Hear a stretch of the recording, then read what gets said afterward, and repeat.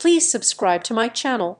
This is my sincere request to you, honey." My grandfather slammed his hand on the Christmas dinner table and called out the stranger sitting among us like he had waited all year for this moment. My mother laughed for far too long. My father sliced the turkey like he was cutting through the truth itself. The stranger just set his pen down and whispered that if we signed tonight, the problem would disappear. Then the doorbell rang. Two officers walked in before my grandfather even raised his glass. "My name is Violet Parker, and as I sat at the mahogany dining table in my parents' house in Columbus, Ohio, I knew that the next 5 minutes would burn this family to the ground." The air inside the house was thick, stiflingly warm, and smelled of roasted turkey, sage stuffing, and the cloying scent of pine from the $300 wreath my mother, Lynn, had hung over the fireplace. Outside, the Ohio winter was doing its best to bury the suburbs in gray slush, but inside everything was aggressively perfect.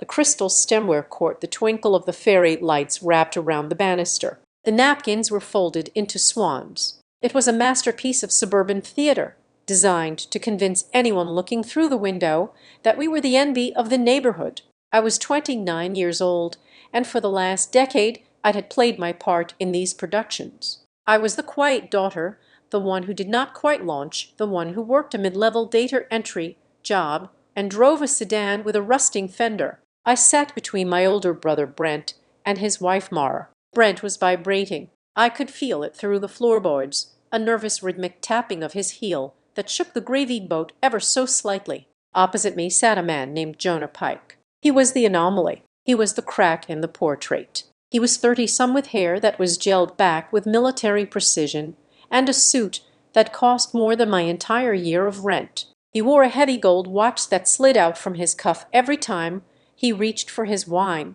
a timepiece that looked heavy enough to anchor a boat. My father, Derek, had introduced him vaguely as a business associate who had nowhere else to go for the holidays. It was a lie, of course. Jonah Pike looked like a man who had never been alone a day in his life unless he chose to be. He sat with the predatory ease of a shark in a koi pond, eating my mother's green bean casserole with a detached amusement. We were halfway through the main course when the explosion happened. It did not start with a shout. It started with a slam that made the silverware jump. My grandfather, Walter Caldwell, brought his open palm down hard on the table. The sound was like a gunshot in the confined dining room. The conversation died instantly. My mother's high-pitched laugh, which she had been using to fill the silence for 20 minutes, was cut off as if someone had severed her vocal cords. My father froze, his carving knife suspended halfway through a slice of white meat.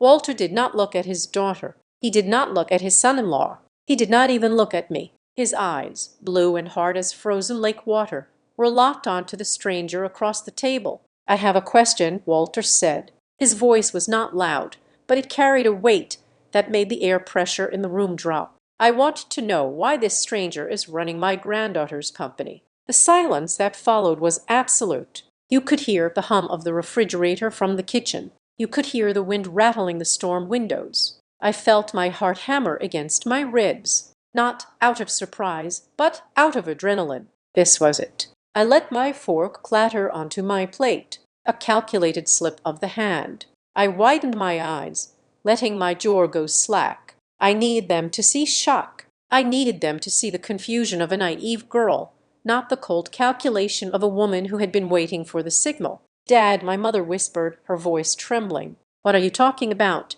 "This is Jonah. Derek told you he is consulting on the quiet Lynn." Walter snapped. He did not blink. He kept his gaze fixed on Jonah Pike. "I am not talking about Derek's construction failures. I am not talking about whatever shell game you are playing with the bank this week. I am asking a very specific question." Walter raised a finger, pointing it like a weapon at Jonah's chest. 4 years ago," Walter said, enunciating every syllable, "I purchased a controlling interest in a firm called Glaciergate Cold Logistics. It is a massive cold storage and transport network based out of Dayton, 18 warehouses, a fleet of 200 trucks. It is a serious asset." He turned his head slowly, looking at me for the first time. His expression softened just for a fraction of a second before turning back to the iron mask of judgment he wore for the rest of them. I bought it, Walter continued, and I put the title exclusively in the name of Violet Parker. It was a trust transfer, a safety net. I wanted to ensure that no matter what happened to the rest of you, my granddaughter would never have to worry about her future. I signed the deed. I paid the taxes upfront for 5 years. My father started to saw at the turkey again, a manic, jagged motion. The knife squealed against the china platter. "Walter, let's not discuss business at the table," Derek said, his voice tight. "It is Christmas. We can talk about misunderstandings later." "Misunderstandings?" Walter repeated the word as if it tasted like ash. "This morning I received a phone call. It was from the former owner of Glaciergate. He called to wish me a Merry Christmas, and then he asked me to pass along his congratulations to the new owner for turning the quarterly profits around." Walter leaned forward. "I told him the owner was sitting right here. I told him Violet would be happy to hear it. And do you know what he said? He said, 'No, Walter, I mean the man who runs the board, the man listed as the principal executive and beneficiary, Mr. Jonah Pike.'" My mother picked up her wine glass and took a drink so large it looked like she was trying to drown herself. Brent stopped tapping his foot. He looked down at his plate, pushing a single pea around with his thumb against the handle of his spoon. Mara, my sister-in-law, went perfectly still, her eyes darting from Brent to my father, then to the stranger. I waited 2 beats. I needed the timing to be perfect. "I have a company?" I asked. My voice came out small, breathy. I looked at my hands, letting them shake just enough to catch the light from the chandelier. I looked up at my father, then at my grandfather. "Grandpa, what do you mean?" I asked, raising my volume slightly. "I do not own a logistics company. I am currently paying off $3,000 in credit card debt. I am 3 months behind on my student loans. I work at Northbridge Freight Analytics processing invoices for $18 an hour." I looked directly at Jonah Pike. "If I own a company with a fleet of 200 trucks," I said, "why did I have to ask Dad for gas money last week?" Jonah Pike did not flinch. He did not look embarrassed. If anything, he looked bored. He wiped his mouth with a linen napkin, folded it neatly, and placed it next to his plate. He picked up his wine glass, swirled the red liquid, and took a slow sip. "It is a complex structure," Jonas said. His voice was smooth, practiced. It was the voice of a man who explained away disasters for a living. "Corporate restructuring requires certain proxies for tax purposes, for liability shielding." He looked at me with a smirk that made my blood run cold. It was a look that said, "You are a child. Go back to the kids' table. It is not really something we can explain over cranberry sauce." "Violet," Jonas said, "think of it as the adults handling the difficult paperwork, so you do not have to." The condescension was so thick I could taste it. He was speaking to me like I was the family pet. Walter laughed. It was a dry bark of a sound that had no humor in it. "The adults," Walter mocked. "Is that what we are calling thieves now?" Walter reached into the inside pocket of his tweed jacket. He pulled out a thick manila envelope. It was sealed with red wax, but the seal had been broken. He slammed the envelope down onto the table right next to the gravy boat. The thud was heavy, solid. It sounded like a judge's gavel. "I had my lawyers pull the records this afternoon," Walter said. "I had to pay triple the hourly rate to get them to work on Christmas Day, but it was worth every penny. This envelope contains the history of Glacier Gate cold logistics for the last 48 months. He looked at my father. Derek was sweating now. Beads of perspiration were gathering on his upper lip. "It shows a transfer of power," Walter said. "It shows a complete diversion of assets. It shows that the dividends that should have been going into a trust for Violet have been funneled into a holding company controlled by this man." He jabbed a finger toward Jonah, and Walter hissed, his voice dropping to a dangerous whisper. "It shows that the authorization for this transfer was signed by Violet Parker." I gasped. It was a theatrical gasp, but it felt good to let it out. "I never signed anything. I did not even know this place existed." "Exactly," Walter said. My mother stood up abruptly. Her chair screeched against the hardwood floor. "Okay, okay, that is enough." She was smiling, but her eyes were terrified. She looked like a woman trying to hold back a tidal wave with a paper umbrella. Dad, you are confused. You are getting older and sometimes the details get muddled. Derek has been helping handle some things for Violet because she is not ready for that kind of responsibility. Right, Derek? She looked at my father desperately. Tell him, Derek, tell him it is just management. We are protecting her. Derek cleared his throat. He put the knife down. It is exactly as Lynn says. Walter, you gave her a massive asset, a massive burden. She is a data analyst. For God's sake, she does not know how to run a cold chain logistics network. We stepped in. Joner is a specialist. We brought him in to stabilize the asset until Violet was more mature. Sure, I repeated the word. I stood up slowly. My legs felt heavy, but I forced myself to stand tall. I am 29. I have a degree in supply chain management. That is literally what I went to school for. You told me I could not get a job in the field because I lacked experience. You told me to take the entry-level job at Northbridge to build character. Meanwhile, you were running a company in my name. We were doing it for you. Brent shouted. It was the first time my brother had spoken. His face was flushed red. Do you have any idea how much work it is? Dear, we saved you from the stress. You should be thanking us. Thanking you. I looked at Brent, my older brother, the golden boy, who had failed the bar exam twice and now worked as a consultant for Dad's failing construction firm. Thanking you for what, Brent? For letting me live in a studio apartment with no heat while you bought a new boat last summer. Brent looked away, his jaw clenching. Jonah Pike tapped his fingers on the table. The sound was irritatingly calm. Look, Jonas said, this is all very touching. Family drama, very intense, but here is the reality. He leaned forward, resting his elbows on the table. He looked directly at Walter. The paperwork is filed. The restructuring is in phase 3. We have a closing deadline at midnight tonight to finalize the merger with the acquisition partner. That is why I am here. Not for the turkey. I need one final signature to ratify the previous actions and shield the family from retroactive tax liability. He reached into his briefcase, which sat by his feet, and pulled out a thin blue folder. He slid it across the table toward me. It glided over the lace tablecloth and stopped right in front of my plate. If Violet signs this, Jonas said, everything stays quiet. The company is sold. The profits are distributed according to the new agreement, which I might add includes a generous payout for everyone at this table, including Violet. He smiled at me. Enough to pay off those credit cards, sweetheart, and maybe get a car that starts in the winter. And if I do not sign, I asked. Jonah shrugged. Then the deal collapses. The auditors come in, and based on what I have seen of your father's bookkeeping, he trailed off, letting the implication hang in the air like smoke. Let us just say that prison is a very ugly word to say on Christmas. My father went pale. My mother let out a small strangled sob.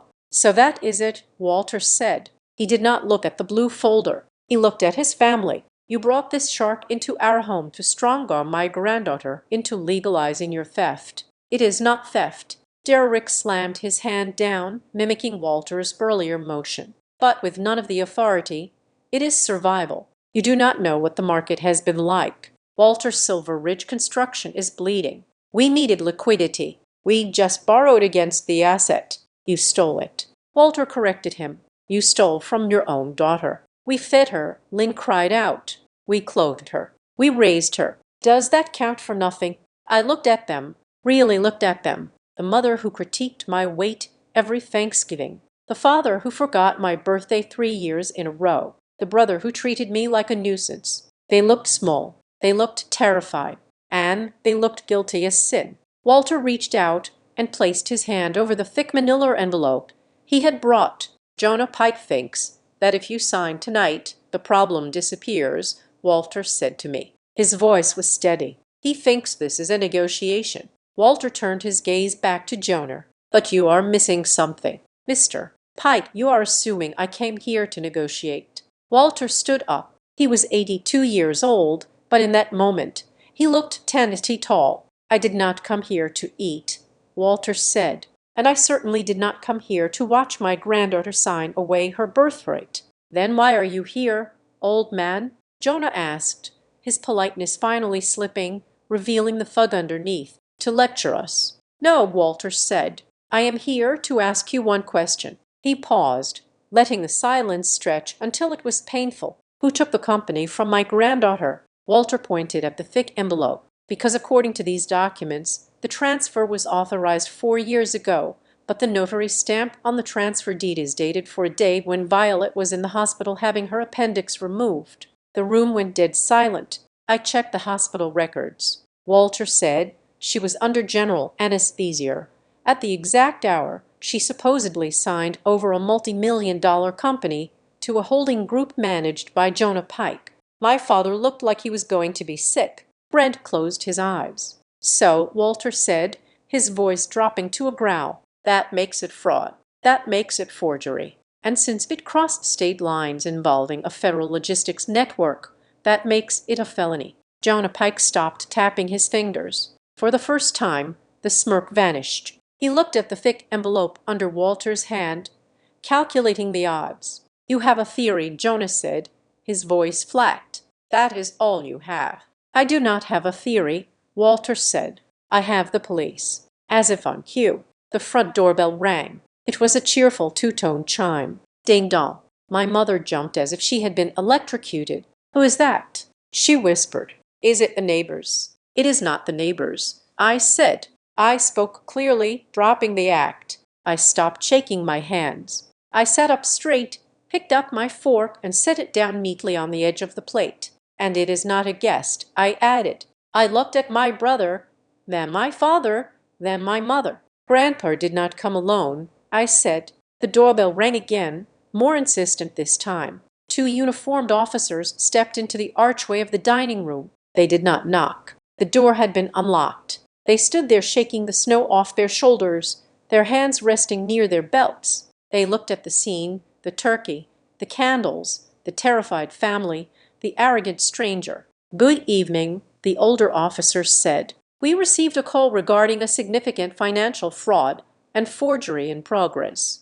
Walter sat back down slowly. He picked up his wine glass and raised it toward Jonah Pike. "Merry Christmas," Walter said. The silence that followed the arrival of the police was not the silence of surrender. It was the silence of a held breath. The split second before a dam bursts, my family did not drop to their knees. They did not weep. They did not confess. Instead, they did what they had always done when reality threatened to crack their polished veneer. They tried to rewrite the script while the audience was still watching. Derek was the first to move. He set his napkin down with a deliberate shaky slowness, wiping grease from a lip that had gone stark white. He turned his body not toward the officers standing in the archway, but toward my grandfather, effectively turning his back on the law. It was a move of breathtaking arrogance. "You are making a mistake, Walter," my father said. His voice was too loud, pitching up into a range that betrayed his panic. "I have been traveling for the last 6 months. Tokyo, London. You know how chaotic the construction schedules get. I have barely looked at the domestic accounts. If there is a name on a piece of paper that does not belong there, it is a clerical error, a filing mistake." He laughed then, a dry cracking sound that bounced off the china cabinet. "It is probably just an autofill error on the legal software," Derek added. "You know how technology is." My mother, Lynn, seized onto this excuse like a drowning woman grabbing a piece of driftwood. She stood up and smoothed the front of her red velvet dress, her smile stretching so wide it looked painful. She walked toward the officers, but she stopped halfway, pivoting back to us as if she were hosting a cocktail party that had simply gotten a little too rowdy. "Officers, there is no need for this," she said. Her voice was a lullaby, the same tone she used to use when I scraped my knee as a child, promising me that the pain was all in my head. My father is 82. He gets confused. He forgets which accounts are which. "We are just having a spirited family discussion about estate planning. Please let me get you some coffee. Have you tried the pecan pie?" It was grotesque. They were trying to suffocate the truth with hospitality. My brother Brent was not looking at the police. He was not looking at Mom. He had snatched the manila envelope from the table the moment Walter released it. His hands were moving with a frenetic energy, flipping through the pages so fast that the paper made a whipping sound. He was not reading to understand. He was reading to see how much of his own signature was visible. He was reading with the desperate, wild eyes of a man checking a diagnosis he already knew was terminal. I watched him and I felt a cold, hard knot tighten in my stomach. For the last 4 years, I had believed I was a failure. That was the narrative they had fed me, and I had swallowed it whole. I looked at the crystal chandelier above us, and then I looked at my own hands resting on the tablecloth. They were chapped from the cheap dish soap I bought at the dollar store. "Wait," I said, my voice cut through my mother's babbling. I stood up. I felt steady now. The shock had evaporated, leaving behind a clarity that was sharp enough to draw blood. "You said, this company has been operating for 4 years," I said, looking at Walter. Walter nodded once, his eyes never leaving Derek. 4 years, I repeated. I turned to my parents. 4 years ago, the air conditioning in my studio apartment broke in the middle of July. It was 98 inside. I called you. Dad, I asked to borrow $200 to fix it because I had not been paid yet. Do you remember what you told me?" Derek refused to meet my eyes. He stared at the carving knife. "You told me that suffering builds character." I said, "You told me that if I wanted cool air, I should work harder." So I slept on the floor with wet towels on my back for 3 weeks. I ate ramen noodles that cost 30 cents a pack because I was trying to save up for a car repair. I took a step toward the table 2 years ago. I missed Christmas because I could not afford the flight home, and you said it was too expensive to fly me out. You sent me a box of discount cookies that were 2 weeks past their expiration date. I looked at Jonah Pike, who was watching me with the detached curiosity of a scientist observing a lab rat. "And all that time, I owned a logistics empire?"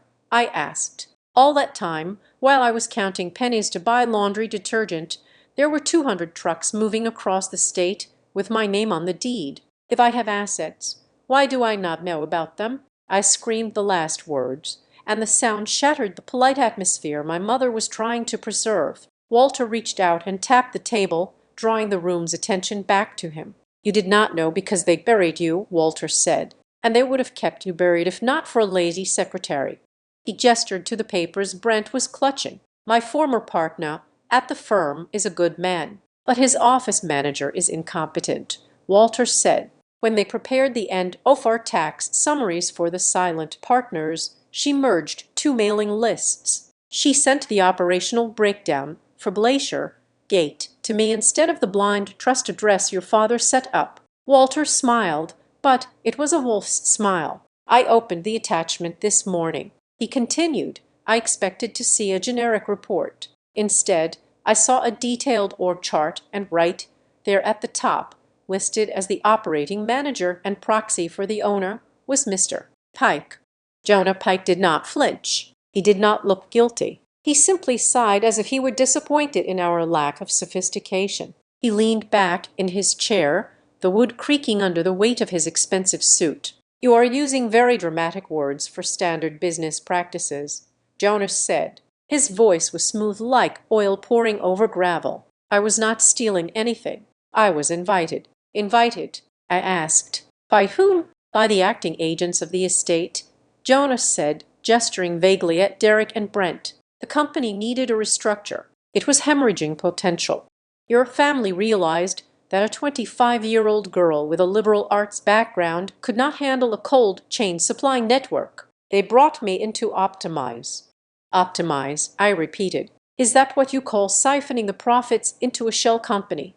"I am a turnaround specialist," Jonas said, sounding bored. "I clean up messes. I make things profitable. And in exchange, I take a management fee and a percentage of ownership. It is entirely legal. We were simply waiting for the restructuring to finalize before bringing you into the loop. We wanted to present you with a finished product, not a headache." It was a lie so polished it almost sounded like the truth. It was the kind of lie that required $100,000 in legal fees to craft. My mother clapped her hands together. The sound was sharp and jarring. "Exactly," Lynn cried out. "See, it is just business. It is just a strategy. Now, who wants dessert?" I made the pumpkin cheesecake that Brent loves. She reached for a stack of dessert plates, her hands trembling so badly that the china rattled like castanets. She started passing them out, forcing them into our hands. "Here, take a plate," she said to me.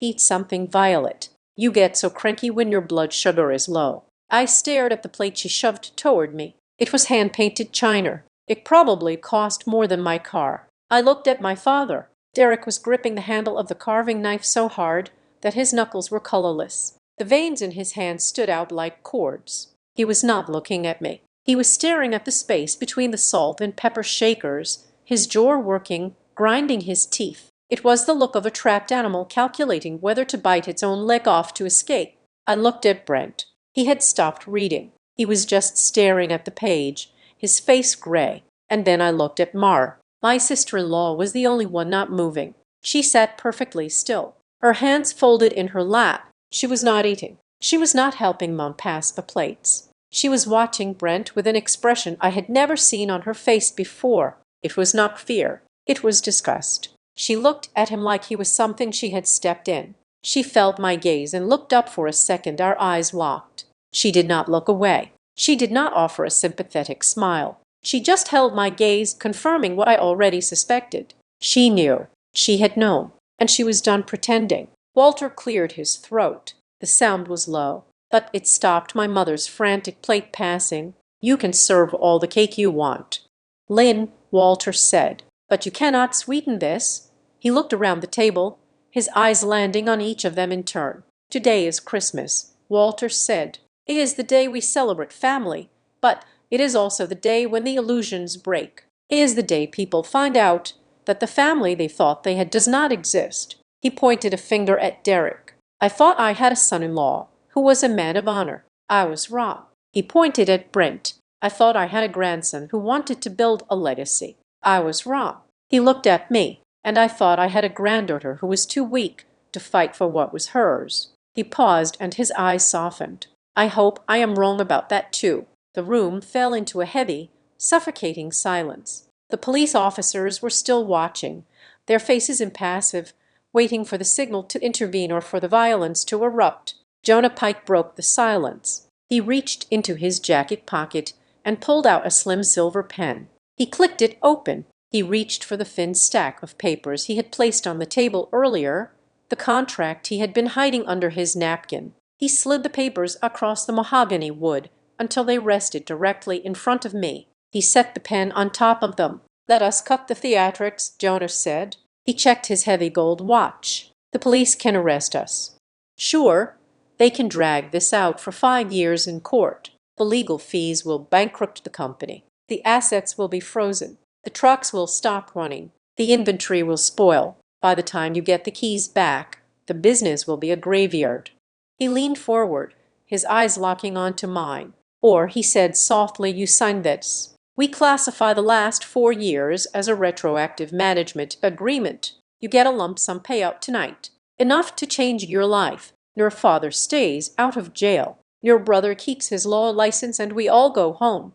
He tapped the paper with his index finger. "It is a simple choice. Violet, you can have justice or you can have a family. You cannot have both. Sign it and tonight never happened." The paper sat there white and crisp, a contract to sell my soul for peace. My mother was holding her breath, her eyes pleading with me. Derek looked up, hope flickering in his terrified eyes. I looked at the pen. I looked at the police. And then I looked at my grandfather, who was waiting to see if the blood in my veins was water or iron. The silver pen Jonah Pike had placed on the table seemed to vibrate with its own gravity. It sat there on the crisp white document, a small metal bar that separated my past from my future. The police officers remained by the archway, their presence heavy and silent, waiting for a reason to step further into the room or to turn around and leave. My father, Derek, looked at the pen, then at the police, and finally at me. He let out a long, ragged exhale,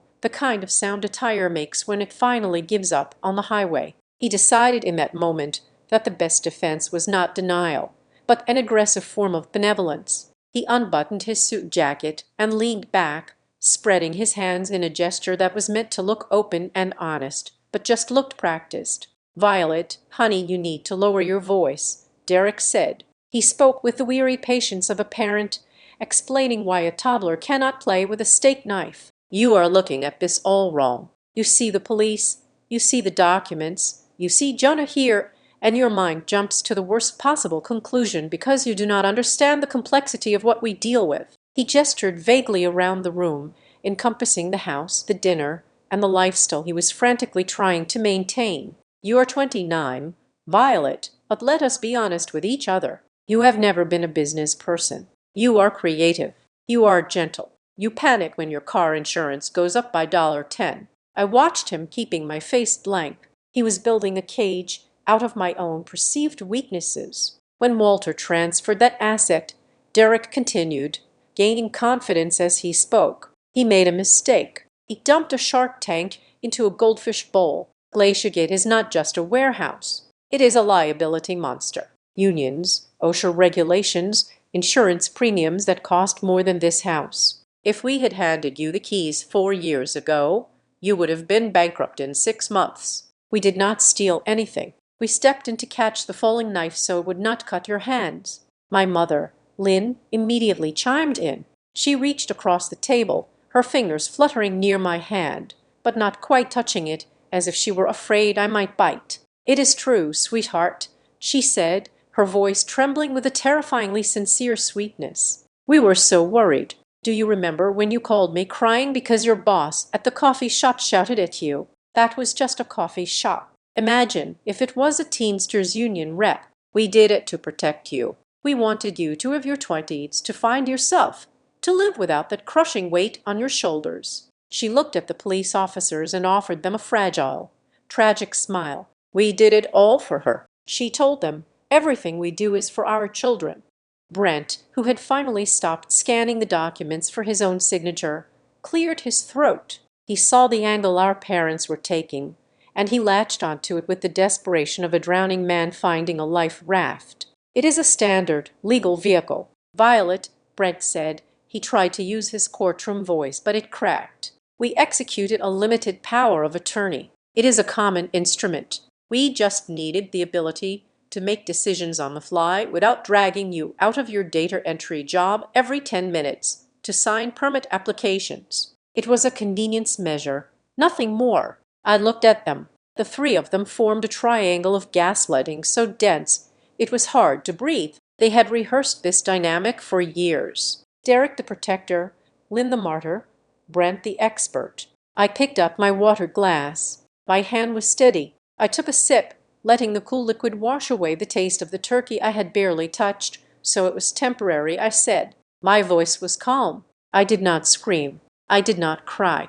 I asked the question with the genuine curiosity of a student trying to understand a difficult lecture. "Of course," Derek said, nodding vigorously. "Temporary interim management, just until you were ready." I nodded slowly. I looked at the blue folder Jonah had slid across the table. "Then why?" I asked. "Does the deed history say the rights were transferred, not managed?" The room went quiet again. Derek blinked. I looked at Brent. "You said it was a power of attorney." I said, "A power of attorney lets you act on my behalf. It does not remove my name from the title.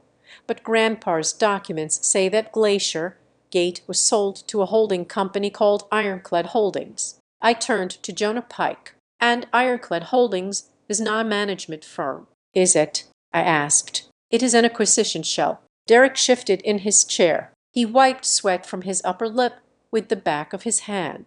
"That is a technicality." Derek stammered. "It is about tax brackets. Violet, you would not understand the nuance. We had to move the asset into an LLC structure to shield it from capital gains volatility. It is a technical adjustment. It looks like a sale on paper, but it is really just moving money from your left pocket to your right pocket to keep the IRS from taking it all." He was talking fast now, throwing out words he hoped I did not know. "We had to insulate the primary asset." Derek said, "If we kept it in your name directly, you would be liable for every slip and fall in the loading dock by moving it to Ironclad.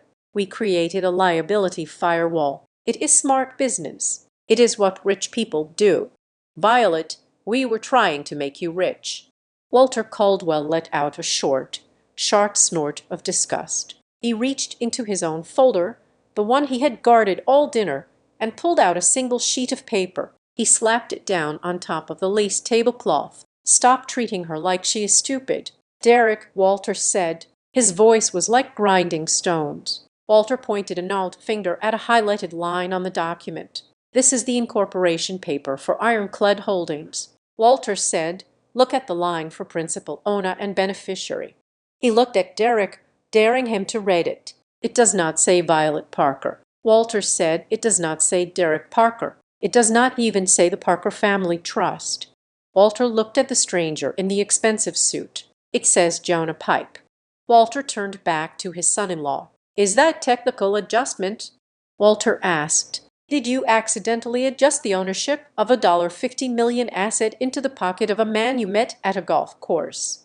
Derek opened his mouth, but no sound came out. He looked like a fish on a dock. The protection narrative was crumbling under the weight of specific facts. Jonah Pike sighed. He sounded annoyed, like a man whose dinner had been interrupted by a rude waiter. He picked up his wine glass and inspected the rim for spots. "You are simplifying a complex merger," Jonah said. His voice was bored, authoritative. He was used to being the smartest person in the room, or at least the one with the most expensive lawyers. "I do not own Ironclad in the traditional sense," Jonah said. "I am the custodial trustee. The asset had to be parked somewhere neutral while the restructuring took place. Legally, yes, my name is on the deed, but that is standard operating procedure for a blind trust acquisition. I hold the keys. I do not live in the house." He looked at me, his eyes cold and dead. "Everything is legal. Violet, I have the paperwork to prove it. I did not wake up one morning and decide to steal a logistics company. I was hired.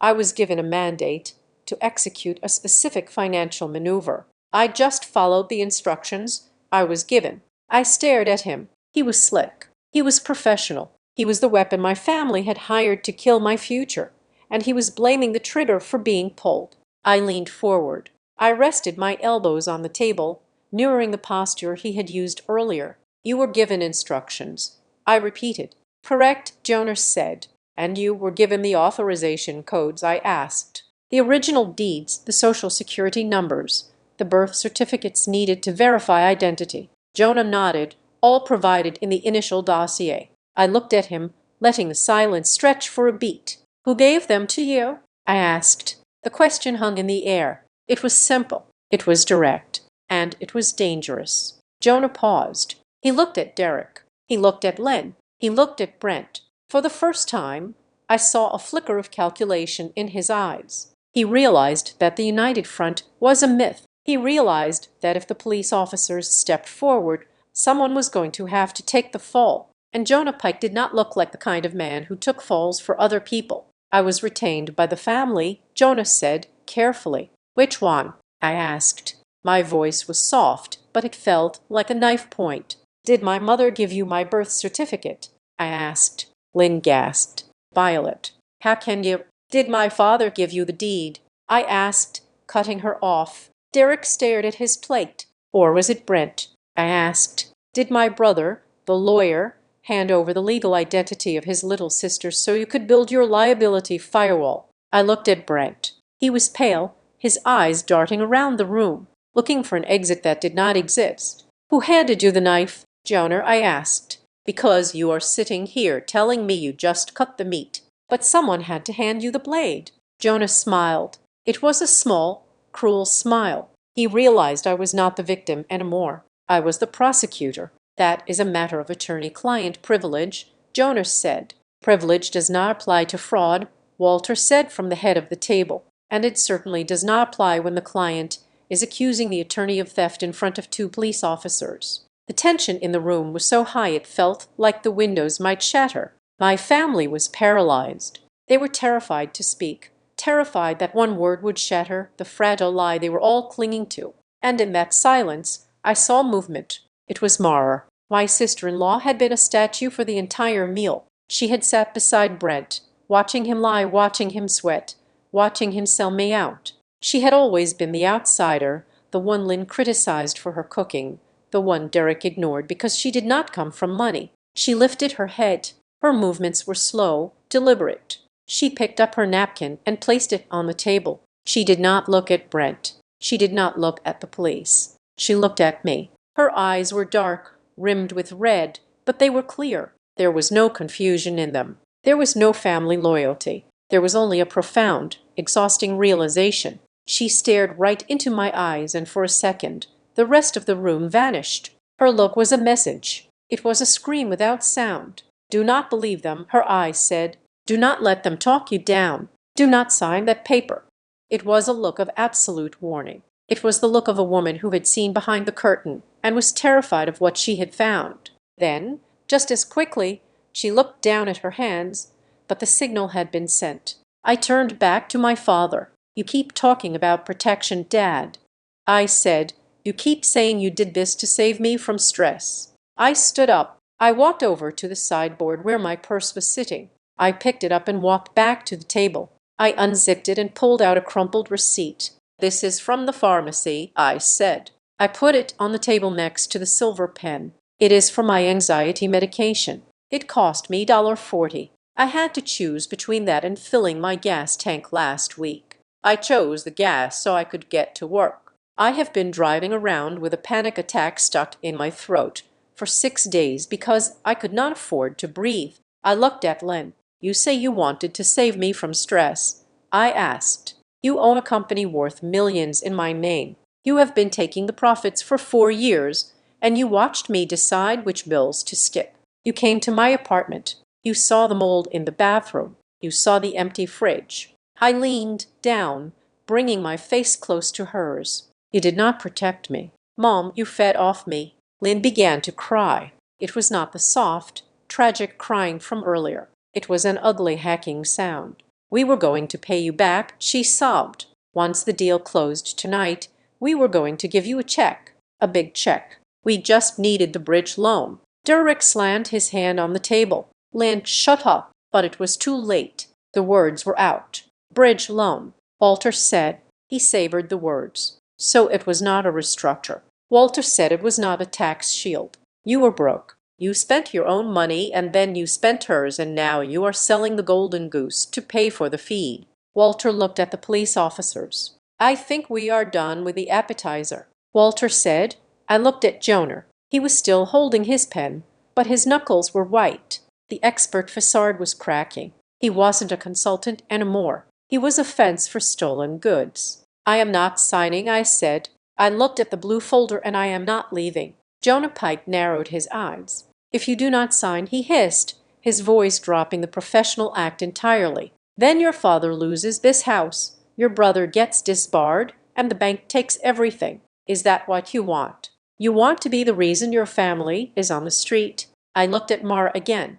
She was watching me, holding her breath. I looked at my grandfather, and then I looked at the strangers who shared my last name. I am not the reason, I said. I sat back down. I am just the witness. Walter Caldwell did not shout. He did not slam his fist on the table again. He simply reached into the breast pocket of his blazer and retrieved his phone. He unlocked it with a thumb that was steady and deliberate, pressed a single speed dial button, and held the device to his ear. The room was so quiet that I could hear the connection tone buzzing on the other end. Come inside, Walter said into the receiver. Right now, he hung up before the person on the other end could answer. He placed the phone face down on the tablecloth right next to the gravy boat that had gone cold 20 minutes ago. Who is coming in?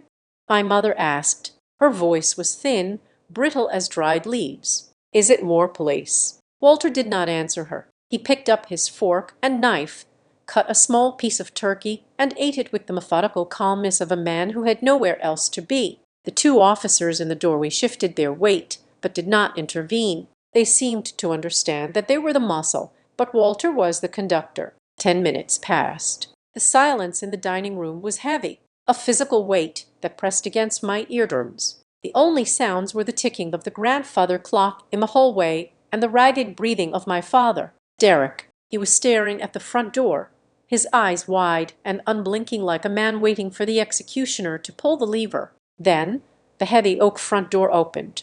The sound of heels clicking on the hardwood floor echoed through the entryway. It was a sharp, rhythmic staccato. Click, click, click. It was the sound of authority approaching. A woman walked into the dining room. She was tall, wearing a charcoal wool coat over a severe black suit. Her hair was silver, cut into a sharp bob that framed a face made of angles and intelligence. She carried a hard-shell leather briefcase in one hand and a thick stack of files in the other. I recognized her immediately. Evelyn Kessler. She was the most expensive corporate litigator in Columbus, a woman who was rumored to have made grown CEOs cry during depositions. She had handled my grandfather's estate planning for 30 years. She did not say Merry Christmas. She did not nod at my parents. She did not acknowledge the holiday decorations or the congealing feast on the table. She walked straight to the empty chair at the end of the table opposite Walter and set her briefcase down with a heavy thud.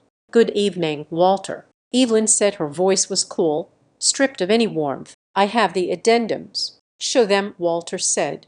Evelyn opened the briefcase. The latches snapped open with a sound like gunshots. She pulled out a large pasteurized document that had been folded into quarters. She unfolded it and smoothed it out over the untouched side dishes. It was a timeline, a long horizontal line marked with dates spanning from 4 years ago to the present day. Above the line were dates of corporate actions. Below the line were personal location data. Evelyn took a gold pen from her pocket and pointed to a date near the start of the timeline. October 14th, 4 years ago. Evelyn said. She spoke to the room, but her eyes were on the police officers. On this date, a document was filed with the Secretary of State authorizing the transfer of operational control of Glaciergate Logistics to a proxy management firm. This document required a notarized signature from the primary owner, Violet Parker. She pulled a photocopy of a signature page from her file and placed it on the table. It showed my name written in blue ink. Violet Parker. I stared at it. It looked like my name. It had the loops, the slant. It was a good copy. But Evelyn did not stop there. On October 14th, 4 years ago, Evelyn continued, looking at me. "Where were you, Violet?" I blinked, my mind racing back. October, 4 years ago. That was the year I graduated. That was the autumn I was frantically applying for jobs. I was in Cincinnati. I said. I remember because my car broke down on the highway on the way back. I was interviewing for a junior analyst position at Procter & Gamble. I was in the interview from 9:00 in the morning until noon. I said. Then I was at a repair shop called Lou's Auto until 6:00 in the evening waiting for a new alternator. Evelyn nodded. She produced a second piece of paper. This is a copy of the visitor log from the Procter & Gamble headquarters in Cincinnati, dated October 14th. Evelyn said. Violet Parker signed in at 8:45 in the morning, and this is a credit card receipt from LSE Auto Repair in Sharonville. Time stamped at 5:30 in the afternoon. She placed the receipts next to the signature page. The document transferring the company was notarized in Columbus at 2:00 in the afternoon. Evelyn said. She looked at my father. Unless Violet has learned to bilocate, it is physically impossible for her to have signed this document in front of a notary in Columbus while she was sitting in a mechanic's waiting room in Cincinnati. Derek laughed. It was a nervous, high-pitched sound. Well, obviously, Derek said. He waved a hand dismissively. Obviously, she did not sign it that day. That is just a filing date. You know how these things are. We probably had her sign it a few days before, and the notary just backdated it for convenience. It happens all the time. It is a clerical quirk. It is a crime, Walter said softly. But go on. My mother jumped in, her voice breathless. Derek is right, Lynn said. We had so many papers on the table back then. Violet probably signed a stack of them on the weekend, and we just filed them later. We were just trying to get the paperwork done so the business could keep running. It was a copy of a copy. You know how the ink looks different on copies. Evelyn ignored them. She reached into her bag and pulled out a magnifying glass. She placed it over the signature on the document. I am not a forensic handwriting analyst, Evelyn said, but I have eyes. She invited the police officer to lean in. Look at the pressure points. Evelyn said. She traced the curve of the V in my name. When Violet signs her name, she uses a light touch on the upstroke and a heavy touch on the downstroke. We have samples of her signature from her college loans, and her lease agreements. It is consistent. It is rhythmic. She pointed to the document on the table. This signature, the pressure is uniform all the way through. It is heavy. It digs into the paper. This was not written by someone signing their own name quickly. This was written by someone drawing a picture of a signature. It is slow. It is deliberate. And there is a hesitation mark right here at the top of the P. She looked up at Brent. It looks like the pen stopped for a fraction of a second. Evelyn said as if the writer forgot which way the loop was supposed to go. Brent flinched. He was sweating profusely now. He pulled at his collar. That is ridiculous. Brent stammered. He spoke so fast the words blurred together. You are analyzing a photocopy. You cannot judge pen pressure from a scan. That is inadmissible. And besides, we used a mobile notary service. Those guys are incompetent. They probably mixed up the dates or traced over a faint signature to make it scan better. You are trying to build a conspiracy out of a bad clerical job.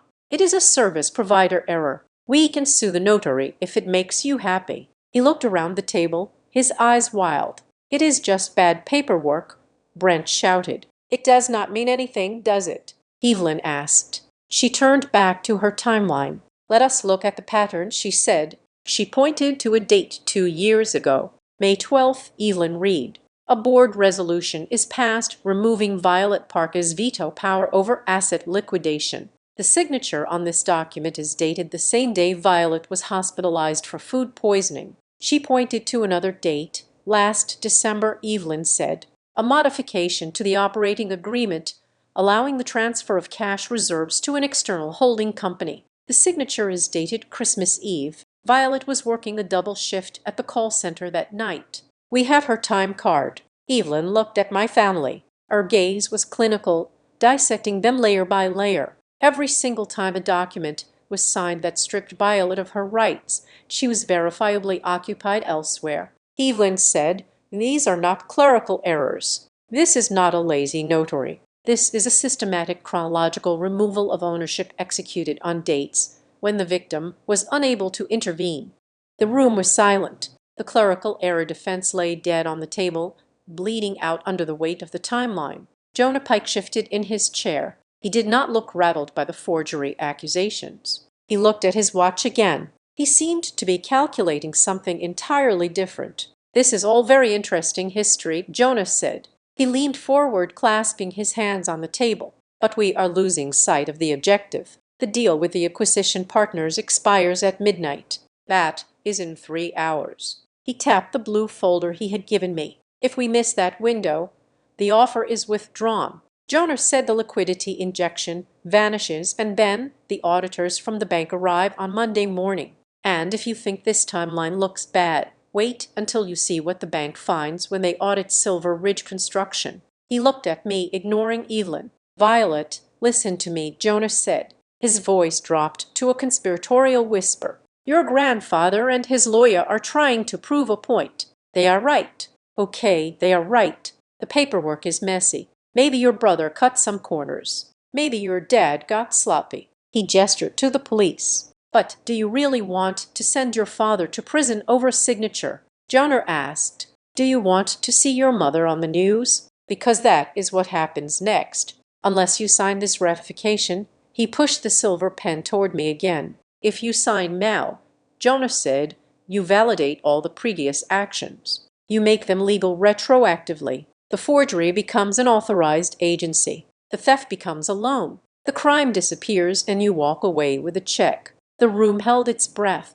My father looked at me with tears in his eyes. Not tears of remorse, but tears of terror. My mother was gripping her napkin so hard her knuckles were blue. Just sign it, baby, Lynn whispered. Please, just fix it. I looked at the pen. It was so easy. Just a scribble of ink. I could end the tension. I could make the police leave. I could go back to being the daughter they wanted, the one who cleaned up their messes. But then I looked at the timeline Evelyn had drawn. I looked at the dates. That date in May, I said, pointing to the chart, the one where I lost my veto power. I looked at Derek. I was in the hospital that day because I ate the leftovers you sent home with me. Dad, I was so sick I thought I was going to die. And while I was throwing up, you were signing my name to sell my future. Derek looked away. And that Christmas Eve, I said, pointing to the other date, I worked that double shift because I wanted to buy Brent a nice watch for Christmas. I spent 14 hours on the phone with angry customers to buy a gift for the brother who was busy writing me out of my own company. I looked at Brent. The watch on his wrist was the one I had bought. He covered it with his other hand, shame finally piercing his panic. I am not signing, I said. Joner's face hardened. You are making a mistake, Joner said cold. You are choosing destruction. Walter Caldwell stood up. He walked over to the timeline Evelyn had laid out. He placed his hand on the table right next to the silver pen. She is not choosing destruction, Walter said. She is choosing clarity. Walter looked at Joner. You keep saying we need to finish this tonight. Mr. Pike, you keep checking your watch. You seem very concerned about this midnight deadline. Walter leaned in close. There is no acquisition partner, is there? Walter asked. Joner blinked. It was a micro-reaction, a tiny twitch of the eyelid. But it was there. Of course there is. Joner said, but his voice lacked the oily smoothness it had earlier. We have a buyer lined up, a multinational logistics firm. No, Walter said. You don't. Walter picked up the blue folder. The contract Joner wanted me to sign. He did not open it. He just waited in his hand. My investigators did not just look at the past, Walter said. They looked at the market. There is no buzz about a Glacier Gate sale. There is no due diligence being done by any major firm. He threw the folder back down. This is not a sale, Walter said. This is an extraction. You are not selling the company to a third party. You are selling the assets, the trucks, the warehouses, the land to yourself or to another shell company you control. You are stripping the meat off the bone and leaving the carcass for the creditors. Walter looked at Derek. Your construction company is drowning, isn't it? Derek, Walter asked. You owe money to people who do not use lawyers to collect debts. That is why you are desperate. That is why you brought in a butcher like Joner Pike. Derek put his head in his hands. He made a sound like a wounded dog. Walter turned to the police officers. Officers, Walter said. His voice was grim. No one is signing anything tonight. There is no deal. There is no family agreement. He looked at Joner, then at Brent, then at Derek. Tonight, only one thing is going to be finalized, Walter said. He pointed to the timeline on the table. The truth. Evelyn Kessler closed her folder with a snap. She looked at Joner Pike with a smile that was sharp enough to cut glass. And Mr. Pike, Evelyn said, I suggest you stop worrying about the midnight deadline. You should be worrying about the fact that you just admitted in front of law enforcement to knowing about the irregularities in the paperwork. Joner froze. He realized too late that in his rush to close the deal, he had stopped pretending to be innocent and started bargaining like an accomplice. The dinner party was over. The interrogation had begun. The dining room had become a courtroom. But Evelyn Kessler was not finished presenting her evidence. She did not look at the police officers or my grandfather. She looked directly at me. Her expression was not pitying. It was the hard, focused look of a surgeon who knows that the next cut is going to hurt, but it is necessary to remove the rot. Evelyn reached into her briefcase again. This time, she did not pull out legal deeds or tax forms. She pulled out a stack of printouts that looked like standard email correspondence. They were stapled together in neat bundles. We have established that your family stole your assets, Evelyn said. Her voice was level. We have established that they forged your signature to do it. But there was always a lingering question in your grandfather's mind. She slid the first bundle across the table. Why did you never leave? Evelyn asked. I looked at her confused. The question felt like an accusation. I tried. I said I applied for jobs in Chicago, in Denver. I had second interviews. I never got the offer. The market is tough.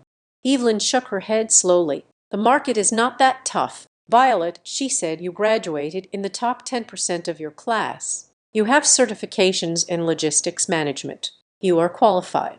She tapped the paper in front of me. Read the top email, she said. I looked down. It was a print out of an email sent to the Human Resources Director at Distinct Logistics in Chicago. That was a job I had interviewed for 3 years ago. I had crushed the interview. I was sure I had the job.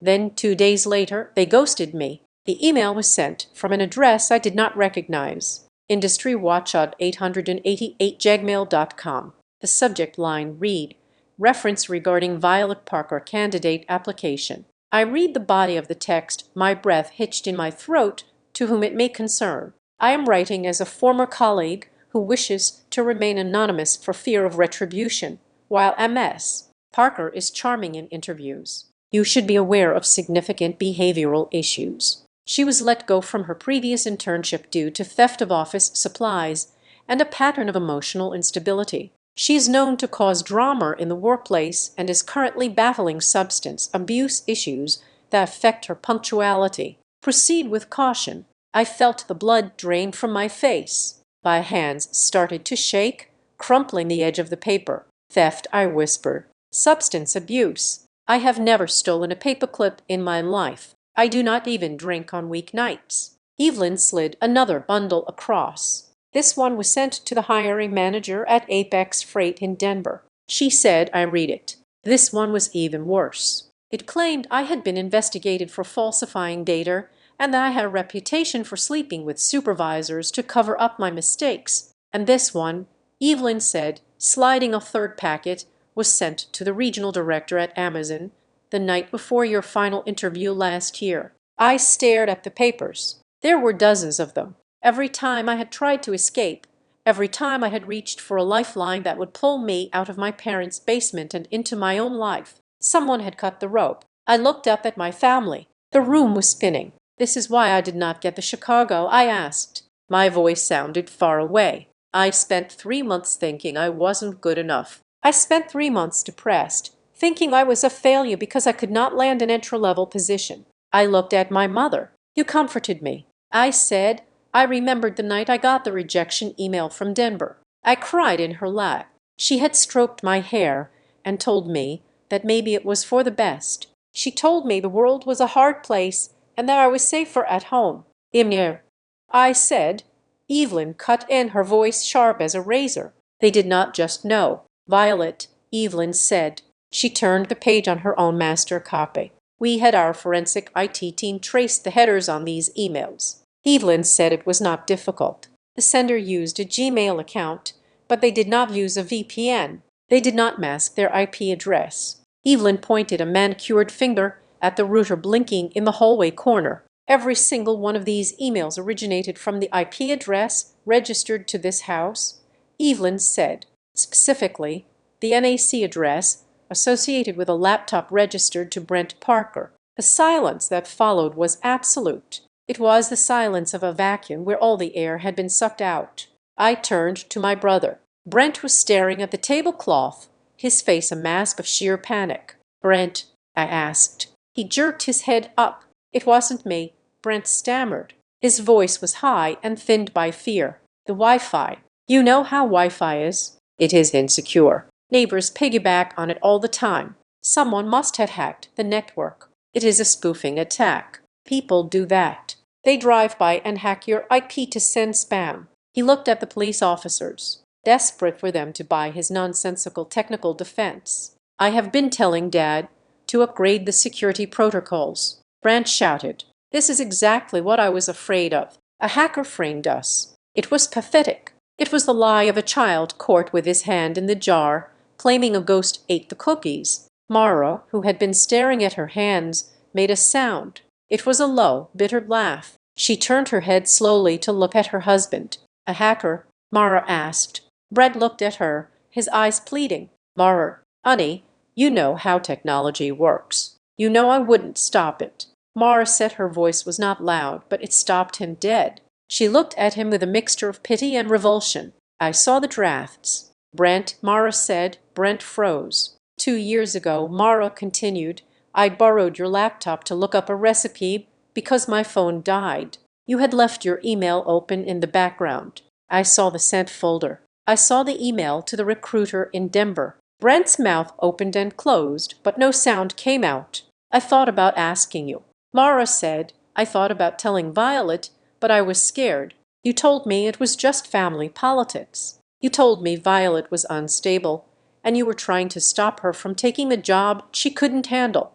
She looked at me, tears welling in her eyes. I let myself believe him. Violet, she said, because it was easier than admitting I married a monster, but a hacker. Really, how much longer are you going to lie?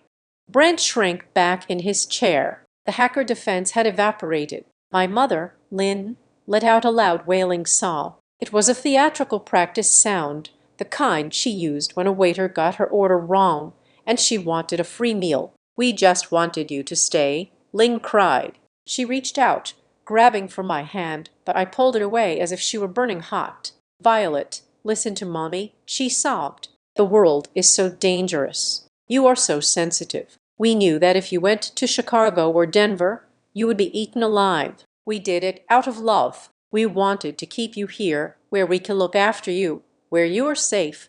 She looked at Derek for support. Tell her, Derek, tell her we did it for love. Derek nodded vigorously. He looked like a man trying to sell a car with no engine. Your mother is right, Derek said. His voice was shaking. We were protecting you. You do not know what it is like out there. We wanted to build a sanctuary for you, a family business where you could be part of something. Part of something? I asked. I stood up. I felt cold, a deep freezing cold that started in my bones and worked its way out. I was not part of the business. Dad, I said, I was the livestock. I looked at the emails spread out on the table. You did not keep me here because you loved me. I said you kept me here because you needed a signature you could control. If I moved to Chicago, I might have shown my tax returns to a landlord. I might have applied for a mortgage. I might have found out that I owed a company. I looked at Lynn. You sabotaged my life. I said you destroyed my career. You made me believe I was worthless, so I would never look at the paperwork.